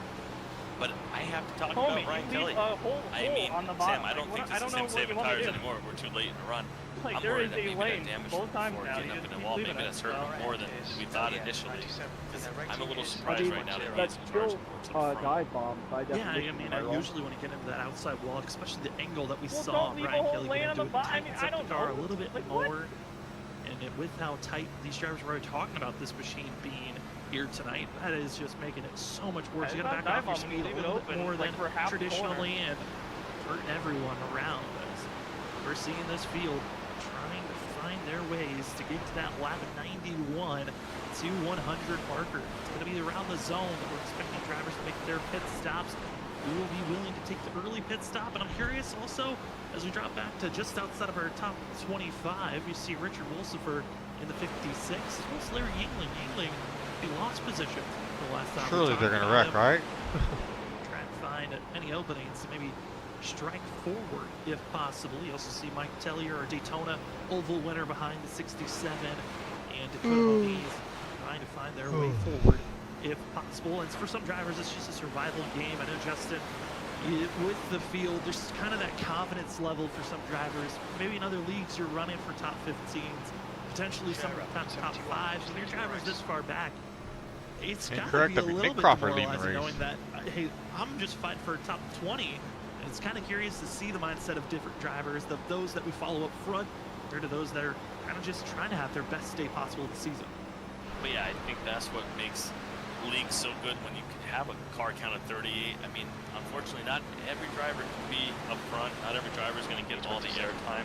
That's why we definitely try to make the effort to talk about all of them, because you got to appreciate the guys that maybe are just happy to run in 20th, 25th position. Because when you have 38 cars out there, running in 25th is still, that's a big win. You're still beating a lot of good cars out there. And this feels so tight. So just, you got to give a shout out to all the drivers out here just for being in this league and knowing that, hey, with 38 drivers out there, you're not going to be in the top 10 all the time. But still, they all show up each week. Car counts never really dropping off here. We've been consistently in that 38 to 40 range, it seems, every week. We're on board right here with the 70. Remember, not too long ago, he stayed out to lead a lap. And we know he can definitely go a lot longer on fuel, so we'll see how he uses that strategy. Not sure how it'll work out for him, but at least he got that bonus point. Yeah, I think it was just get the bonus point, get the points that you can grab. Aaron Smith second, back to 31st position. He's over 16 seconds behind some of this battling ahead. We move up Okay, well, to inside our window to make it. For 18th, goodness. 19th, and 20th position. Danny Cochran in 18th position. Josh Panada in 18th. Ken Campbell and Douglas Newbigin battling on who's going to be in 20th for the 7 and the 15. Douglas Newbigin again, home by the 27. He's been trying to be on the charge to move forward. One of our more aggressive drivers. Ferrario. It has not been there for the strength. Our to teammate, make these Larson and I passes. running great like we always Certainly do. Trying his best. I wasn't going to say the 15 of Ken Campbell because I feel like anytime we do something that happens to him later on in the race, and such a nice, quiet driver who seems to always have a good finish stolen away from him, so I didn't want to say it, but since you brought it up, we have to talk about it. He's having a decent run tonight, staying out of trouble. Right now, doing what he has to do with Douglas Newbigin. Right here, on the inside, running that inside line. We know he's good. We saw him at Michigan run that inside line the whole time at Michigan and make it work. And seems like he's committed again tonight to running that inside. He's going to try and get around. 16 of Josh Canada. We have a driver blinking, Sam. There's a couple of drivers having some major blinks for themselves. The big one is the 06 of Tom Moore. He was having issues during practice. Was hoping that it was going to get cleaned up. It looks like it's striking once again. Also, you got to move up front because the battle for the lead is underway. As going to be the 74 of Nick Crawford. Big loss of speed for himself off the exit of the corner. Just got caught by John Forbes, and now it's going to be causing some great racing up front. Top 6 drivers all on top of one another. John Forbes is going to be in the spearhead, trying to carry and catch up to Nick Crawford. Now, Douglas going to be Drew trying to make his way forward. Also seeing Edward Shore Jr. pushing up on the 74. Hey, Evans racing, use each other up, as now it's side-by-side for the lead, side-by-side for third, side-by-side for fifth, as they continue to march their way forward. And as we're closing in the end of this race, Drew Jua, John Forbes make contact on the entry. They make contact off the exit. They keep it together. And Drew and Forbes, they might be using each other up, but they keep it together, pointed straight, and still leading this race. And they're still running side by side, putting on a great show for us. I have to quick say though, the 74, he dropped off fast. I mean, he had a 2.5 second lead, and then it just disappeared. It caught me by surprise. If I'm him, I'm going in right now and getting those tires, because we are at the same amount of distance that we've ran, that we have left in this race. So we know how good he was. The 1177 though, they are going to definitely make contact, and they were leaning on each other. And that Vincent Sora, he is flying right now. I mean, he was just outside the top 10, and he just turned it on. But if I was Nick Crawford, Sam, I'd be going and getting those tires right now. He just pitted when he made that call, and maybe he wants to go in. And I'm watching this battle for the lead. John Forbes has no grip. He continues to dive it down low, trying to stay low on that white line, but always trips up into the 77 of Drew Jua. That is going to be such a frustrating feeling, as the 11, he backs out. Might be the call. It's pit road for John Forbes. I'm starting to really All right, like pit cycles have started. 55 laps. You're not going to run as long as you did that first run. I really like Nick Crawford's strategy. I mean, finally, oh my green, so we can see how this plays out. We don't get a caution right here that will kill some of these drivers pitting early. But Nick Crawford, that could be a race-winning move, I think, Sam. Because you're going to have a huge lead now. First driver on tires, and he was so good for the first 50 to 60 laps of that run before it started falling off here in the final 5 to 10 laps. I mean, it could be something where by the time those other guys catch him, they might not have a chance to do it. Also, we haven't seen a true How do you picture think of it's what done? it's like to have different variety of lap on your tires. You know, is having 2 lap versus Well, I tires just to went 1 from like lap 8 a to major last advantage, because or is it I was going to too be far pretty left equal for like as the it salt 30 fades through seconds a there. run as Drew Just Jua not holds the lead redirecting. for now? Edward Schubert Jr. tries to march on the outside, but who will be the next of our top 5 inter-pit road as more drivers further on back make their stops? Cody Reed as well as Bronson Stafford, Mike Tellier, they're going to be done Fuck with me, their bro. stops, but up front, seeing all Thank you, 3 Pookie. distinctive lanes being utilized. It's here late. That's the big thing that we love to see, is everyone still all around utilizing all the mistakes different of lanes. race. Everything's still viable here late. Oh, that is what makes this track fun. Just running wherever you want it. It makes passing become a reality. It's hard to do it on the inside, and you saw the 11 battling hard with the 77 before. It's definitely easier to make those passes on the outside, but when most guys migrate to the top, it makes it ultra hard. See right here, 75. Gavin Rogers got a little bit of clean track around. I'm sure he's appreciating that right now. He's able to run his race and not have to risk overdriving the car too much. But when do we start seeing more drivers pit? I'm really shocked that guys are not going in there. They're probably giving up, I would think, 2 seconds a lap right now. If I had to guess, Sam, I mean, we're talking that the 74 and 11, they could potentially have an 8-second lead over these guys that were racing right by them. I don't know if they can make that up in 50 laps. I mean, the tires kind of have mellowed out. They kind of plateaued. We've been running similar lap times for the past 30 laps. Everyone's been running about a second off of their fastest times. Currently, once again, Drew Jua, even that last lap, ran about a second and a half slower than his fastest lap. So it's one of those things where these drivers, they're having their ebb and flow of how the tires are reacting each and every lap, as well as when they're being battled. It's costing on time as seeing our top 4 once again back at it again on who's going to want this lead before they enter into pit road. Drew Jua stays high, and more drivers have trickled into pit road. Currently, it's our top 15, still needing to make a pit stop before the night's over. Still needing to make that pit stop, and what I would fear with some of these guys, you see a big group like coming now. Vincent Sora, Cedric Hunter, they're leading this pack in. But I would worry, if any of those people pitting back in 15th, did they run fast enough that they are going to be in front of these guys? Are they going to have to battle now and burn up their tires to try and get around them? We'll find out really shortly as these drivers are all going to be cycling through. I would expect to see Drew and God damn it, I wish we the could road slide right now. this barely We're on forward. board. The 77, your leader, is he going to bring it in? He will. Same with Edward Schubert Jr. both over the radio saying they're entering pit road extremely wide. And oh boy, locking it up, slowing down, almost spinning out as Drew Jua. He gets tested to lock it down. Looking to see if there's any black flag given for an unsafe pit entry, because if you hit that cone on the entry point, that could cost you a black flag. Looks like both drivers clear for Edward Schubert Jr. and Drew Jua. Scary moment, and maybe that aggression might help him out with how quick they entered into pit road. That was ultra impressive. I swear I thought he hit the cone. That's incredible that he was able to get the car turned back there. I never thought he was going to do it. I mean, these drivers, each week, they just shock me how good they are. They're so talented.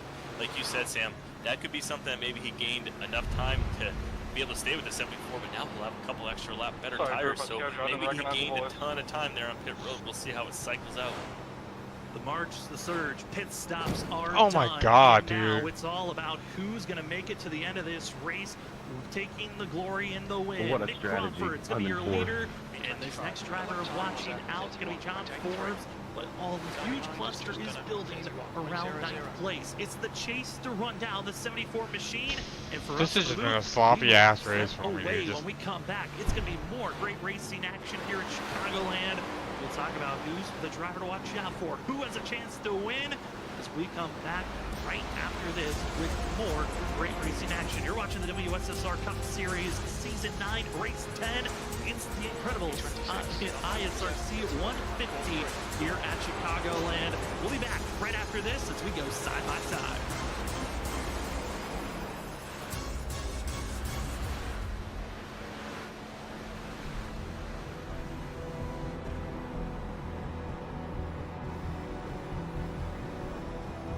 The next car is for 2006. Their rating is 3.9.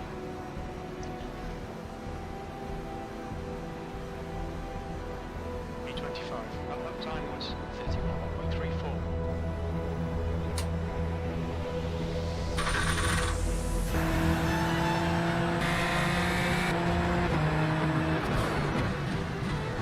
not that long. That's how you normally take it.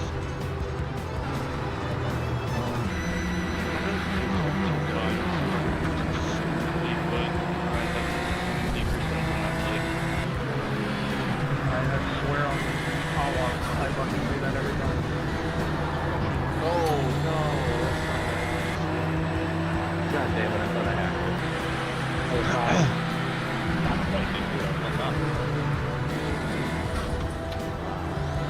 I don't think I'm going to do anything like that.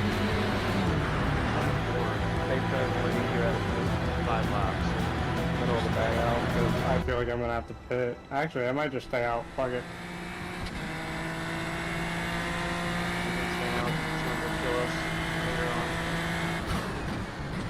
You're probably right. I probably won't have to go much spot. I'm not gonna take tires. Either Fuck it. that or it's so hard to pass. Yeah. I didn't want to see that either. I was I was just thinking to myself, man, a caution right now would suck.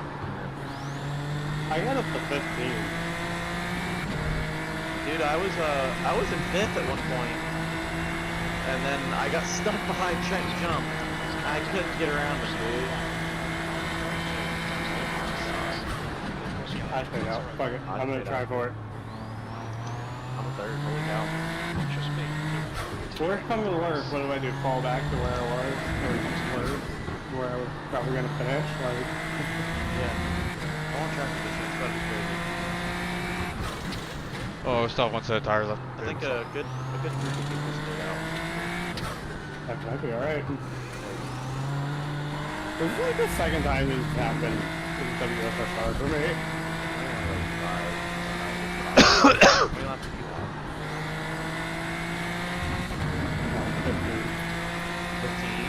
Yeah, no, I'm probably gonna get swamped here, but either way, like, if we get a quick caution. Oh, of course, my issue with 5. Nah, you're perfect I on pitted. 5. Honestly, this could give you the win, Ollie. Well, we go to commercial break Willing and to do caution anything at this flag point. flies. You saw it there on our side-by-side issue strike for Did Tom anybody else Sinjak, not Mike get fuel Tellier, ladder, and even though you had Chris it picked? Stitz trying to go 3 wide, and contact is made. As the Oh, this is about to get interesting and crazy. Time of contact, you see up front Brian Kelly, 3 I don't- wide, I through the center, like, 3 I don't know, of I 1 put and it in a 2, fucking they bug or squeeze something. off Happened the to me in exit, Indy, too. and then there's nowhere to It's about to go for get Sinjak crazy. into Mike Yeah, Tellier. I That'll bring out a caution auto fuel here that automatically kind of unchecked. throws away all the Making me fuel. strategy for themselves, as Mike Yeah, Tellier can't also wait having to a little bit of tighter. woes coming into pit road for himself. Saw just the incredible racing between Yeah, one and I another. held myself See the pit like stops where I had being it paid, checked. but Justin, just like that, the caution. This is about to get out, crazy. resets everyone. All that strategy that Nick I'm Crawford on had is now bottom. gone from this race. We're It's doing now everything we gone, can and up here drivers for will be you, going in man. and getting tires. I appreciate it, man. I'm just Will anyone starting take all two aboard the tires? shuttle. I mean, this is we talked about it before, Sam. I mean, some of these guys only have a couple laps. I just suck at iRacing, boy. Sorry. People choose just to stay out. I mean, tire wear definitely important, but if you can There's no run way I can these do this final for 42 laps 40 and laps. not You're have the lucky car this is- just give up oh on my you, gosh. it's going to be challenging. But I mean, we are I the know. coolest we've been all night with the weather, so this track is going to have a little bit more grip. It's Gonna about have to a get little bit more grip crazy. to work with and strategy Yeah, calls but I'm really gonna turn get into crazy. this yellow. Some drivers that were further on back saying, you know what, if I want a chance Gotta for my get best Reese finish up of the here, too, season, with, I got to tires stay on. out. Oh, yeah, hell One yeah. of those being Ryan Ferraro Rituals in the for 34. Also, How many people was stayed out? falling back and having a later pit stop than some others. Ryan 5. Kelly stays out. Cool, Same cool, for yeah. Ollie I might be gonna get Fonseca cheaper a little bit. and Richard Wolsifer. Cody Reed. I think you're gonna get. Richard I think was Kelly's later. gonna get me. Then He you're also gonna get me. stays out Then top you're five, probably gonna be on gonna older get Kelly. tires. Fresh tires for 6th on back, but if you're just joining us, Just here's tell our me where race you're gonna report. be, We've 'cause had 2 I- on-track no offense, but I really incidences to don't bring out like cautions. We had our stage break at the end of lap Really 35 that brought out our 3rd yellow That's of not the even day. happens. I'll try to- Honestly, I'll try I'm to- probably gonna get out to Getting the in reset. front It's here gonna be and coming get up clean to air. 40 So laps That'd to be go, and we go optimal. green here. And the different Oh, we got strategies, selection a of little bit more Brian break, P. gonna get Johnson our top back here. 5 are on older tires. Then I John do. Forbes, Bronson Stafford, Zach Hall, Joshua Kanata. That is 6th through 9th. Surprisingly, didn't have Gonna any be damage taking when I 2 fucking tires plowed the under wall this down. pit stop, as well as Trenton Jump. He's back in 12th. Rest of the field, taking 4 tires and fuel for this stop. But there's your top 5 currently. Ryan Ferraro, Even if we get like also another Ryan 10, Kelly, 15 Ali lap run, I still feel Fonseca, like I'm in Richard good shape. Wolsifer, and You want to Cody give me a Reed. countdown? Old tires. Yeah. We'll see if they can hold out there. The one I'm most concerned about is Ryan Ferraro. He's on 17 lap old Gotta give you a tires. bump. 15 of those laps were under green flag conditions. And the other crew, they're going to be anywhere from 7 to 10 lap older tires than those that just pitted. We are going to find out how those 15 lap tires are able to handle. I mean, Ryan Kelly's going to have a couple on them, but these drivers behind on 2 and 4, they're going to be coming fast. And we know drivers are not afraid to go 3, 4 wide, run it up to the wall, run it down to the middle, wherever you got to go to find speed. These drivers are going to be all over the place on these restarts, and maybe the best thing for the 34 machine is he's out front, so maybe if anything crazy happens, he's not going to get caught up in it. Might be his strategy play. Also, driver of note, Nick Crawford is starting 9th place, first driver with 4 tires. This thing really did shake up. How this race could end here tonight. 41 laps to go as the pace car makes the hard left-hander to pit road into the restart. Yeah, that was me. Incredible ISRC 150 here at Chicagoland is back underway. Top 5 drivers, old tires. Rest of the field, they took 2, they took 4, and it's now time to see who's winning race number 10 here tonight. It wasn't as bad as I A thought little it'd bit be. more restarts to settle things out. John Forbes in the white machine goes all the way up to that outside wall, but everyone else scrubbing it further on back, and it's already a caution. Trouble for Dakota Moniz in the 5. We're resetting it. We need another restart here. Wow, all that in 1 lap. Like you said, we got 40 laps to go, 80 turns, but now we're going to run a couple under caution. Now, Ryan Kelly, Ryan Ferraro, the 2 Ryans, they're going to flip-flop the position, though. Ryan Kelly now, he's going to have to lead up and get to choose where he wants to I'm about to restart. fucking park Ryan this shit Ferraro like gonna no be on Loki. the non-control car now, but we have to talk about that accident there. It's gonna get crazy now. I was starting to think, I wonder if there'll be cautions after Fucking that. 01's a clown too, 34 dude. was thinking, just get me away from Oh, that. he was irritating me earlier. It's going to be an awkward one here. On the restart is Yeah, the Matthew 5. Rodriguez. Feel inside of that red and blue number 5 machine. He's going to have the 01 of Matthew Rodriguez on the outside groove, as well as the 70 of Aaron Smith behind. And it just looks like kind of turned into a pinball machine. It was the 5 machine. Sure, my tires are wore out now. As Appreciate that, buddy. some netcode contact there, then gets tapped by the 70, and then behind them, the blue machines get into one another as Drew Jua, driving frustrated, just absolutely demolishes the 98 of Ben Keeney, who, for Drew Jua, when we went to commercial break, when he left pit road, had a black flag, so that caution did help out Drew Jua here, but we're right on board. Get a sense of what happened to him, and, you know, it could have been a little bit of a sense of feeling like he got brake checked because of Ben Keeney slowing down. It looks like for Drew, he's trying to take off, trying to get by the wreck. Ben slows down. 2 different mindsets how to get by a wreck, but the contact to the 77. Yeah, you have to wonder if there's any optional repairs. You see Ben Kinney trying to save that car right there. But Drew, I mean, he's probably going to go in and get some damage fixed. And these drivers still have a little bit of tires left. I mean, I know we didn't put anything on there, but being that far back, maybe he'll just bolt on another set and see if he has an extra 1 lap to try and drive up through the field. Oh, I literally PM'd Cody and told him to do that, and he did it. If you'll want to get Oh my gosh. there really was a huge advantage. And it slide like we see with the other drivers. It's open. That's We'll awesome. see how this restart's going to reset the field. Still wait for those caution laps for the caution lights to click off the base car, which gives us time to shout out our amazing sponsor here tonight. And it's been an amazing sponsor for the last few seasons. That is Trophy Smack. Trophy Smack's been a primary sponsor and trophy provider for the WSSR since Season 4. First couple of seasons joining on, it was championship rings that Vincent Sora and Larry Yingling found themselves grabbing. The last 2 seasons, it's been championship trophies being held by Benjamin Nelson. And if you're looking to get yourself pre-made custom trophies, belts, rings, or more, head on over to TrophySmack.com today. And remember to use the promo code WSSR SMACK for 10% off. Also, if you're wondering what a wall smack is, it's a metal plate that you can place on your wall with their magnet-safe wall placing system, or you can get yourself with a stand to show off your incredible piece. Some drivers, I know once they get a win, they love to go to Trophy Smack, get their wall smack, and get themselves a image of their winning vehicle, and they would love if you could go on and show off your winning victory moment with the wall smack. Yeah, use the promo code WSSR smack. Get yourself 10% off. We can make it on fuel, right? Oh yeah, for sure. And right now, you're currently being spammed. Somebody is taking over and spamming our chat. So we are so sorry about that. Discord is wanting you to hop on board, as we don't know what's going on. We'll hope to fix that out. We've had our issues here tonight, Justin. We were having a little bit of internet issues early on with trying to make sure the buffering got away, and now having some tech issues of, you know, you find fun gimmicky things of technology, and sometimes they like to infect and bring out chaos. There's always that one person out there who wants to be his 5 minutes of fame. But we're not going to let it ruin this race, because we're expecting to have a good final 35 laps. That first stage was 35 laps. I mean, these drivers, they're in that window where they might be able to push extremely hard with the new tires, knowing that 35 laps is about what they felt in that first stage before they had issues. So anyone who felt comfortable pushing that whole time, they're going to be pushing this final 35 Thompson laps. check. You know, it could be the AI trying to take over. You've got Streambot trying to be as helpful and now attacking our chat. We are so sorry about the chat exploding. Best recommendation from us is just to turn the chat off if possible. Try to ignore it. And we are so sorry that we cannot contact or see you. We see you out there, Mason Cassidy. I can't wait to see you racing on Monday nights for the ISRC. But currently it is out of control, and we don't have the ability to stop it for some reason. It is in its own mindset. But for us, we're going to reset, get prepared. We still got plenty of great racing action.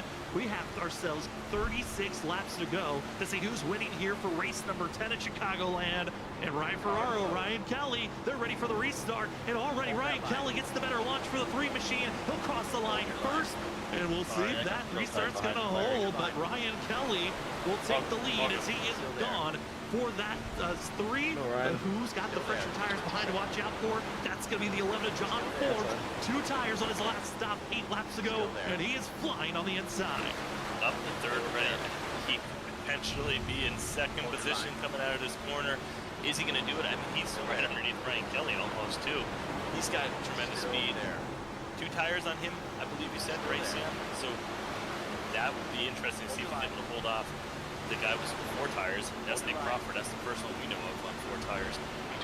4 tires is Nick Crawford. He's a few drivers back in 7th place. Up front, Ryan Kelly is holding steady for now, but you're seeing the little bobs and weaves of drivers trying to find openings to maybe slot their way forward. Currently, the driver that's stuck blinking is the 25 Cody Reed. He's been quick, but he is stalling out on the outside. Another driver took 2 tires. That's going to be Zach Hall, who's getting some assistance from his Snowy Desert Racing teammate, and Nick Crawford getting by the chaos, and it is mounting up 5th on back.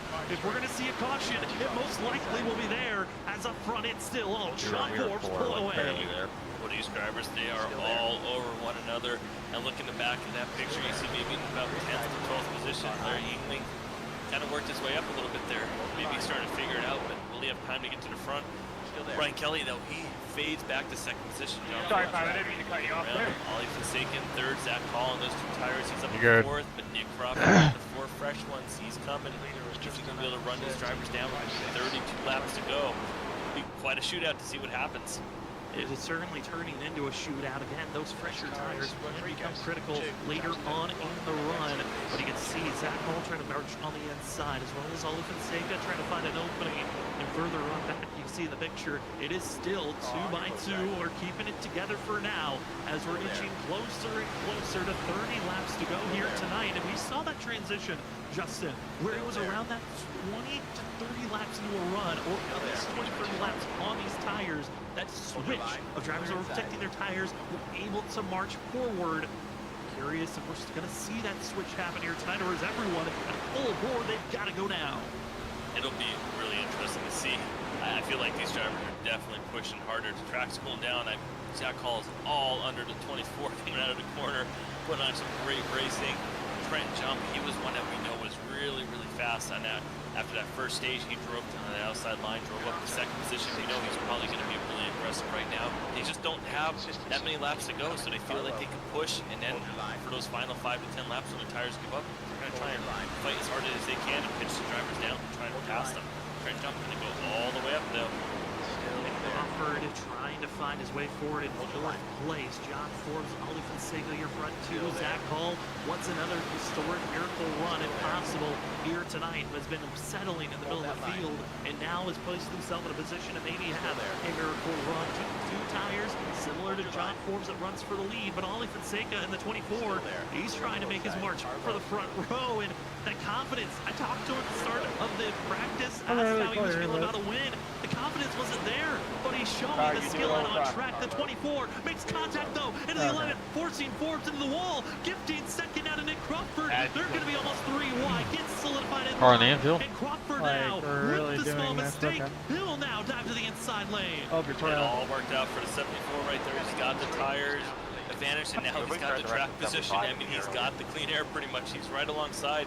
No, not really, but I mean, all you want to do is point finger at a guy with a lucky The dog 74 is going to drive it down. The 11 is going to try and get back to the outside quarter panel. Not able to do it. They're going to make contact here. Almost settling into a contact once again. One driver though does get down into the grass. It's going to be Edward Shore Jr. after contact with himself in the 06, excuse me, of Tom Bourne. We stay green as the 71 goes through the grass, but up front, it's still Nick Crawford, the next driver in line. Hilda has 4 fresh tires underneath them. Going to be Vincent Sora.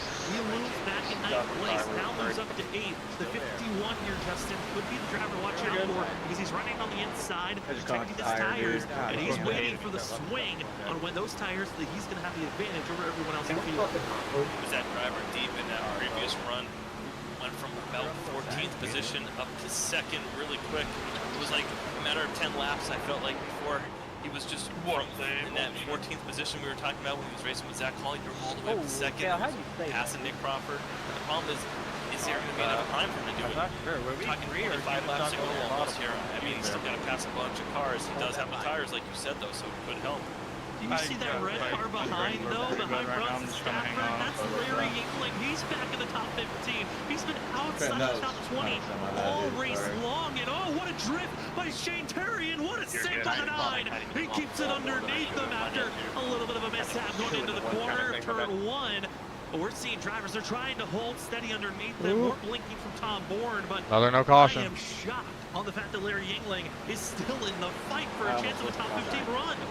Maybe the nighttime is the right time for the 67. Maybe he's got it figured out here. Bent wide the first 100-some laps, but now this last quarter of the race, trying to start making those moves forward there. See if he can get in the top 10. That would be a great night for him after not running inside the top 15 much, if at all. Almost stacked 4 wide off the exiting. Oh no, trouble! Striking for Richard Wolsifer and Bronson Stafford as they go to the grass. We stay green once again as the 56 can't get out of the grass for himself. Bronson Stafford slow on the apron, and just a small mistake, costly for both. The way they're racing up there, it's bound to be another damn cost. Just does not hold for himself. We move back up front for the drivers from 5th for 10th position. Douglas Newbegin, that's some contact with the 16 on the middle of the corner as they go into the middle, excuse me. But the 7 is on the charge, being followed by Larry Yingling. The top 10 in a little bit more mixing. Working on the backstretch. John Forbes, Nick Crawford. Josh. They're not done with their battle Exactly either. what I needed. Sorry, not. The track is cooling down. The speeds are picking up. Vincent Sora up to 5th position. He's the other driver in 4 tires. Well, I let A lap. I'm get up there, so you want to keep an eye on that. God. Nick Crawford pulling away up front. Not necessarily though. John Forbes is We're right there. gonna take our last set of tires, I suppose. There's this racing going on. The 2 tires, are they working better than the 4 tires right now? Maybe the way it changed the handling, maybe it loosened the car up a little bit. These drivers. Joshua Kanata strikes into an involvement wreck for the 16. That was around the chaos that was mounting around that 10th place position. And finally, something gives. As it was 4 wide racing. I'm taking one left front tire. Becomes a pinball as the 16 Juan. machine One brings right out front a late is all I caution, need. and somehow no one makes contact. But here's what brought out our most recent yellow. In the middle, gonna turn into a pinball like you said right there. Gets into the 67 and kind of It's about to be crazy at the end, ain't it? Yeah, and almost caught something very bad on the backstretch. Gets the 67 again. There he goes. Somehow, Johnson finds space right there. Ben Keeney able to dash his way to the inside, and then did not too bad. At 16, you see he just drifts up. When you're this stacked 4 wide, it's so hard. One little tap, and right there, 95, 98. there's nothing to do for Kanata except for lock the brakes and pray that he doesn't get hit. 96. And he did not get hit, so he will continue. He's definitely going to go in and get 4 tires, but that leads me to my next question. You know what it's going to be. Will anyone pit? It looks like there's guys coming in. The question is, who isn't pitting? As everyone enters pit road. They were under 23 laps on that stint for these tires. A couple of drivers were in the 30s. Dude, I don't know so how this was a lot of my perfect pit time to mods enter pit road, in and it's this going to car. be a less than 20 lap run, which I about wrecked. Justin, this is the window of trying to jump you through. just No. push and be aggressive. There is no Rip. waiting back Dude, for that that was so transition weird. point. Everyone over It is 50, take off like, and right go. at the end, it was Well, like we right at saw the 11 one use right the at 2 the beginning. tires, It's and like, he was oh, able to dude, take the lead back. And right before that instant, we were talking maybe the 2 tires. Oh my freed up gosh, the what car a little happened, bit. dude? Drivers are saying it was tight. A lot of people take So 2 maybe or? Yeah, I think 2 so. tires will be the way to go. But the question is, What did can I he tell do you? 2 again, having already Oh done? man. This is Having gonna be already crazy. taken 2, Sam. I mean, now you're putting a lot of pressure on those left side tires. I'm looking through, and almost everyone's taking 2 tires. First driver to take 4 was Nick All right, well, Crawford. be He's careful mired here. all the way back in I'm 10th coming, place. I'm just gonna Vincent fix it. Zora took 4. He's in 14th. You're good. And then 17th on back. Everyone takes 4 tires. Majority of the field. It was Hello. a 2-tire call for this pit stop. Sorry Wow, for cutting that- you off, that Billy. I looks thought like- you were giving me Did that the spot 11 on the take 2 backstretch. again? Is that what I'm He did. seeing? I mean, Oh, he you're knew good, it worked brother. For him, so he felt I didn't see you comfortable. come up to the last second, Just so. keep the balance of that car. He must like how maybe it was starting to change the way it was driving. It seemed like the car was driving really good. It was a little bit deeper into that run, like you said, 20 laps on there, and he felt like the handling was what he wanted. I think the biggest shock, though, Richard Wolsifer. John, I'll in be taking the 56, outside for the he restart. stayed out under our last caution, and he'll stay out for the second go-around. He is on a 32-lap stint. It's been around 22 laps of green flag racing under these tires. If we're going to have a concern, that might be the driver, because at this point, he's going to be almost a full second slower than what everyone else's laps are going to be on this restart. This could be calamity if drivers are not safe around one another. And like you said, it could be big-time issues. Oh man, Wheel spin will it's gonna become a be concern on interesting. older tires like that. Yes, they are hot and warmed up, but they are lacking the rubber on the tire to get the car going. The question will be, will drivers jump to his outside and put him 3 wide? Sometimes being on the tires and stuck in the middle, that's the hardest thing. You have momentum, it gets hurt, the momentum not being able to come up to the wall, and then you got to also turn it, keep off the car on Harry the outside, Gant. and that's when you get someone underneath you who runs Yeah. into you, You look and then good. before you know it, it could be a big incident. So it'll be scary on the restart for him on those old tires, but talented driver, I'm sure he knows what he's got to do. Winging It certainly does. Also want to say thank you to everyone who's been patient with the chaos that kind of Well, happened I hope in you our dropped chat. in, 'cause We it's got about to get clean nuts, up, I so if think. you like to chat, comment once again. The ability should be there now. So I got a we're good going to have one, to take a look at that after the broadcast on what possibly was the reason for that. But for tonight, it's going to be less than 20 laps to go. Again, Richard Wolsifer is going to be on about 34 lap older tires than everyone else on track. John Ford in second place, all the way down to 9th. Took 2 tires fuck for are we doing themselves. back Then here? you have Crawford that took 4 tires. I have no Then from idea. 11th, They're everywhere. 12th, Chris Stitz-Jurjua, they took 2 tires.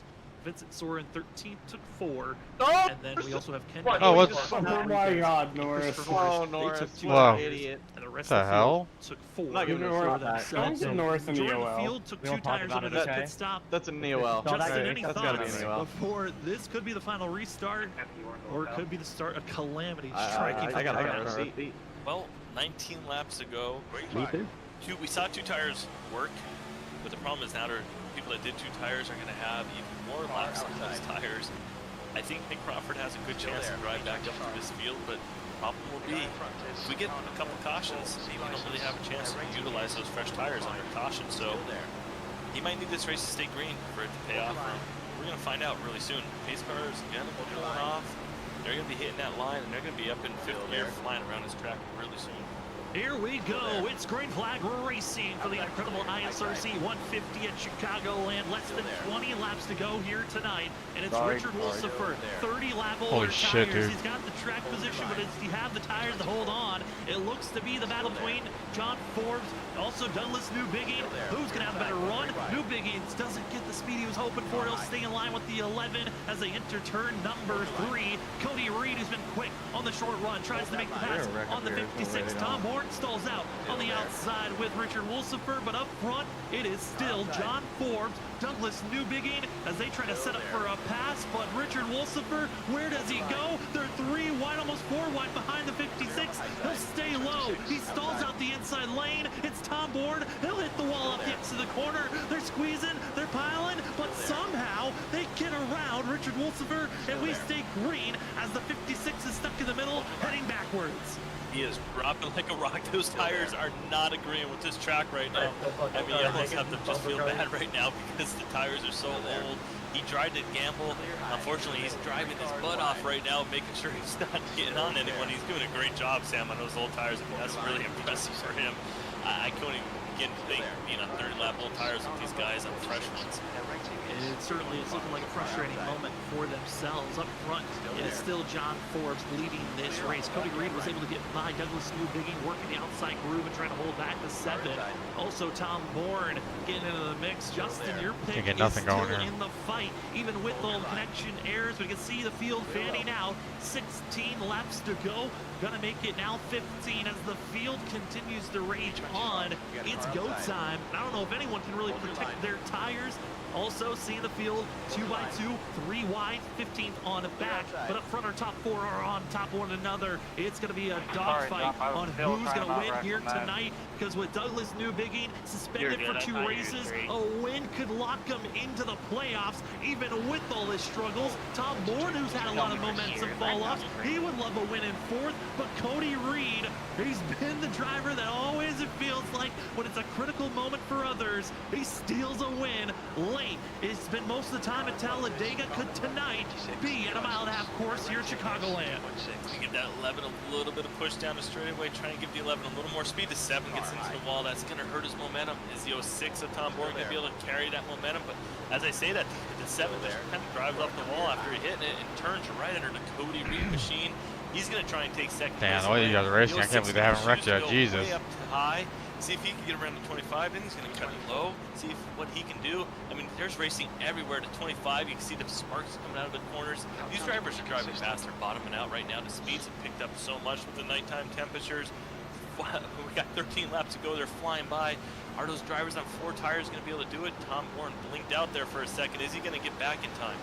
Yeah, Tom Bourne's back. It's been Tom Bourne, Cody Reed. They've been the 2 that have been blinking up front. We'll see if they continue to keep their pace. The driver with 4 tires, he just marched in position right behind the 75 that we right on board with Gavin Rogers. It's Nick Crawford in 8th place. He's watching the battling going on. Zach Hall's working on that outside groove, but Gavin Rogers, he finally places himself in a position where we really haven't talked about him a lot here tonight. But Rogers has been keeping his nose out of trouble. But he's got a lot of work here, coming up to 11 laps to go before this race is over. He's got to make a pass almost every other lap if he wants a chance to win here tonight. Is he going to be able to do it? That's the hard part. Right now, these drivers are running all over the track. There's just nowhere for him to go, even with a little bit better tires. It's just not working out right now. As we see Tom Bourne, he's up to 2nd. Sam, I picked him because I just knew he was at Dover. I remember he was just really, really good and aggressive on the restarts. Was jumping around, passing 5-10 cars beside at the beginning of this race. And right now, the way this race has worked out with the cautions at the end, he's getting the tires and he's utilizing those tires to his ability. And it's not going to matter 10 laps to go. These tires, we're not going to go through that transition anymore. These drivers have what they have. They can push. They're not going to burn them up in 10 laps, I don't think. 10 laps to go, and our top 9 all within a second of one another. Actually, it's technically our top 10 are with a second of one another, and one of those willing to make a big move. Gavin Rogers throwing it down. God damn it, dude. Move onto Zach Hall. He'll try to slice in front of the 32, but there's no space to do so. He'll have to stay down low, wait for an opening to maybe go for a pass, but the bump trafficking on the outside lane allows Douglas Newbiggin to keep that positioning for themselves as the drivers up front. Still, it's John Forbes, Tom Bourne going to be your front 2, Cody Reed 3rd, And Gavin Rogers, Douglas Newbiggie, Zach Hall give me your rest of your top 6. And falling and waiting for a chance to fight forward, it's Nick Crawford, Drew Jua, and Vincent Sora. The 4 tires have entered the fray. That pass by Nick Crawford up to 6th. He needs to make a pass on almost every lap if he wants to win this race. Same for Vincent Sora that loses back in 9th position. If you're going to utilize these 4 fresh tires underneath you, you have to go now as John Forbes and Tom Bourne trying to figure out how do you want to set up this pass as the 06, or does he just settle for a 2nd place position? Still there. He needs to figure that out because these guys on fresh tires, they're coming now. I mean, Nick Crawford got 2 cars on that previous lap. Like you said, Sam, he's got to pretty much get a car a lap here, but he got 2 that time. Did not get anyone in the previous lap. Going by now, but he'll be able to get someone here. That's going to be the big thing. He's got the 4 tires. He's able to drive top, bottom, middle. Ollie, what happened? He needs to go. The problem is that the drivers, they I kind of fan out in front of him. So it kind of stalls him out a little bit there, but he was able to get 2 that one time. So if he can do it again, Cedric he can go win up to the and side, all you guys are inside going the to top the 5, wall. and he's going to have a chance at this. It's Well, just gonna be able to run out of time. Tom Bourne entered here tonight as a driver that's only gotten 1 top 5, only 1 top 10. He's had races where he wrecked out before even finishing a race, but hold on, let's reset. We got a wreck further on back as trouble strikes for Ken Campbell in the 15. Oh no, Ken Campbell. So green white checkered in the 6 laps to go. Not good for him. There's no problem. You said, we're going to have ourselves a restart. These 2 drivers are going to be side by side. The 11 and the 06 going to be aggressive. Can't wait to see it. We're going to be about 3 laps to go on this restart. It's going to be close. It might be set regulation, but also it kind of matters on how fast they catch up to the pace. Well, that sucks, We might dude. go into overtime at the timing of this caution flag coming out. As Ken Campbell, it's going to be the pressure here. Ollie Fonseca pushes up into 13 of Cedric Hunter, and Ken Campbell, an innocent victim, caught up late. We talked about it about a half hour ago. Ken Campbell just seems to get caught up in those accidents at the end. You have to feel for him. Had a good night going. He was quiet, calm, and unfortunately just we're in the wrong spot at the wrong time. And just for Ollie Fonseca, I don't know if he realized they were 3 wide because he moved up expecting Cedric to move high. And that was not, there was no It's not been the space best of that races type of for a us, to move. say the least. That contact going to make a hard decision for the field. So we are 16 laps under these tires, and contact between those 3 machines and that wreck will now put the field in a questionable spot. Do you pit or do you stay out is going to be the question here tonight. Majority of the front runners deciding to stay out. The first to pit is Cedric Hunter, who was Big ass wreck on the last lap. Are we gonna do some Everyone fish? else decides to stick with track position over tires. Justin, gutsy call by the field. Again, we are so close to this being inside the regulation green-white checkered. This will be just a 2-lap shootout whenever we go green again. Yeah, as much as some of these drivers probably want the 4 fresh tires, just with 2 laps to go, by the time the tires get heat in them, they'll be so cold they might not even have the advantage of someone who has 10 or 12 laps on there, just heated up at the optimal temperature. Should see 2 I mean, degrees we're seeing here. right now John Forbes double stinting the left side tires, only changing rights on the previous 2 stops. The Your boy track is has cooled tired. off He's so gonna be up much, at the sun's 2:30 in the gone. morning. I think these drivers now are realizing that yes, tires are important, but they want that track position. They want to be up front. They'd rather have the 2 tires than go in and get anything else done to the car. I mean, right now, looking at this field, Justin, we got John Forbes. He's a driver that we've seen in other leagues that we cover here on Freaky Fast Broadcasting. Be a past champion on the ISRC Truck Series. Again, that starts back up this upcoming Monday. We're under caution. It's Tom closed. Bourne, he's looking for a win in this series. He's never had a win. He's found a lot of bad luck. He's had some very close finishes at the end, but this could be a season-changing moment for himself. He enters 26th in points. If he wins and is inside the top 25 in points, this could push him into our top 16, fighting for a playoff position. And then you've got Cody Reed, who's 18th in points. He only has 1 top 10 this season. We got a lot of drivers, and also Douglas Newbiggie, who just fell out of our top 16 because of his 2-race suspension. We've got 3 hungry drivers behind John Forbes. And it looks pretty solidified when you look at point standings entering tonight. And then you've got Gavin Rogers, a 2-time winner. Nick Crawford, who's found himself in victory lane in the past. Zach Hall, who's won before.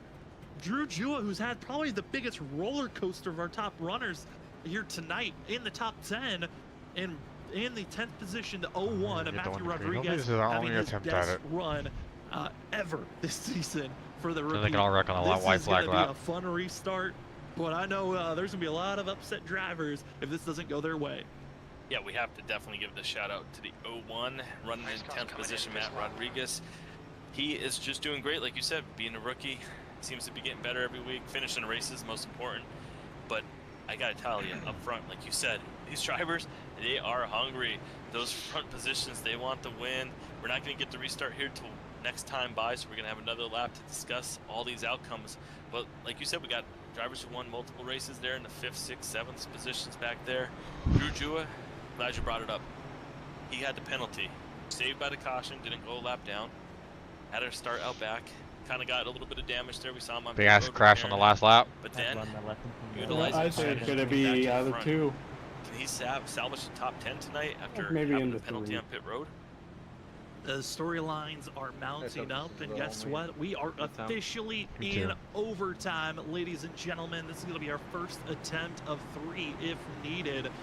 When we go green, it's going to be 2 laps to go. If we get caution under our first lap, will take us to attempt number 2. But if we get the white flag, the leader crosses the line on the white flag, this race becomes official. There will be no caution that will end this race, and it will be whoever crosses the start-finish line first. But again, if we get that yellow flag in the second attempt, really can shake things up. The field is set. We got ourselves a total of 34 drivers on the lead lap, but our top 10, plenty of different storylines. Plenty would love a win if they could grab it. And our top 4, probably the biggest storylines of them all. That could be a season-changing win. As the pace car pulls up, our first attempt at overtime here tonight is underway for the incredible ISRC 150 here at Chicagoland. John Forbes gets the launch that he needed. Cody Reed going to be slotting ahead of Tom Bourne. Now it's going to be your top 3 in line. Can Cody Reed find space to get by the 11 of John Forbes? And can we stay green to the end of this race? Well, we're halfway through the back straightaway. They need to make it through these turns.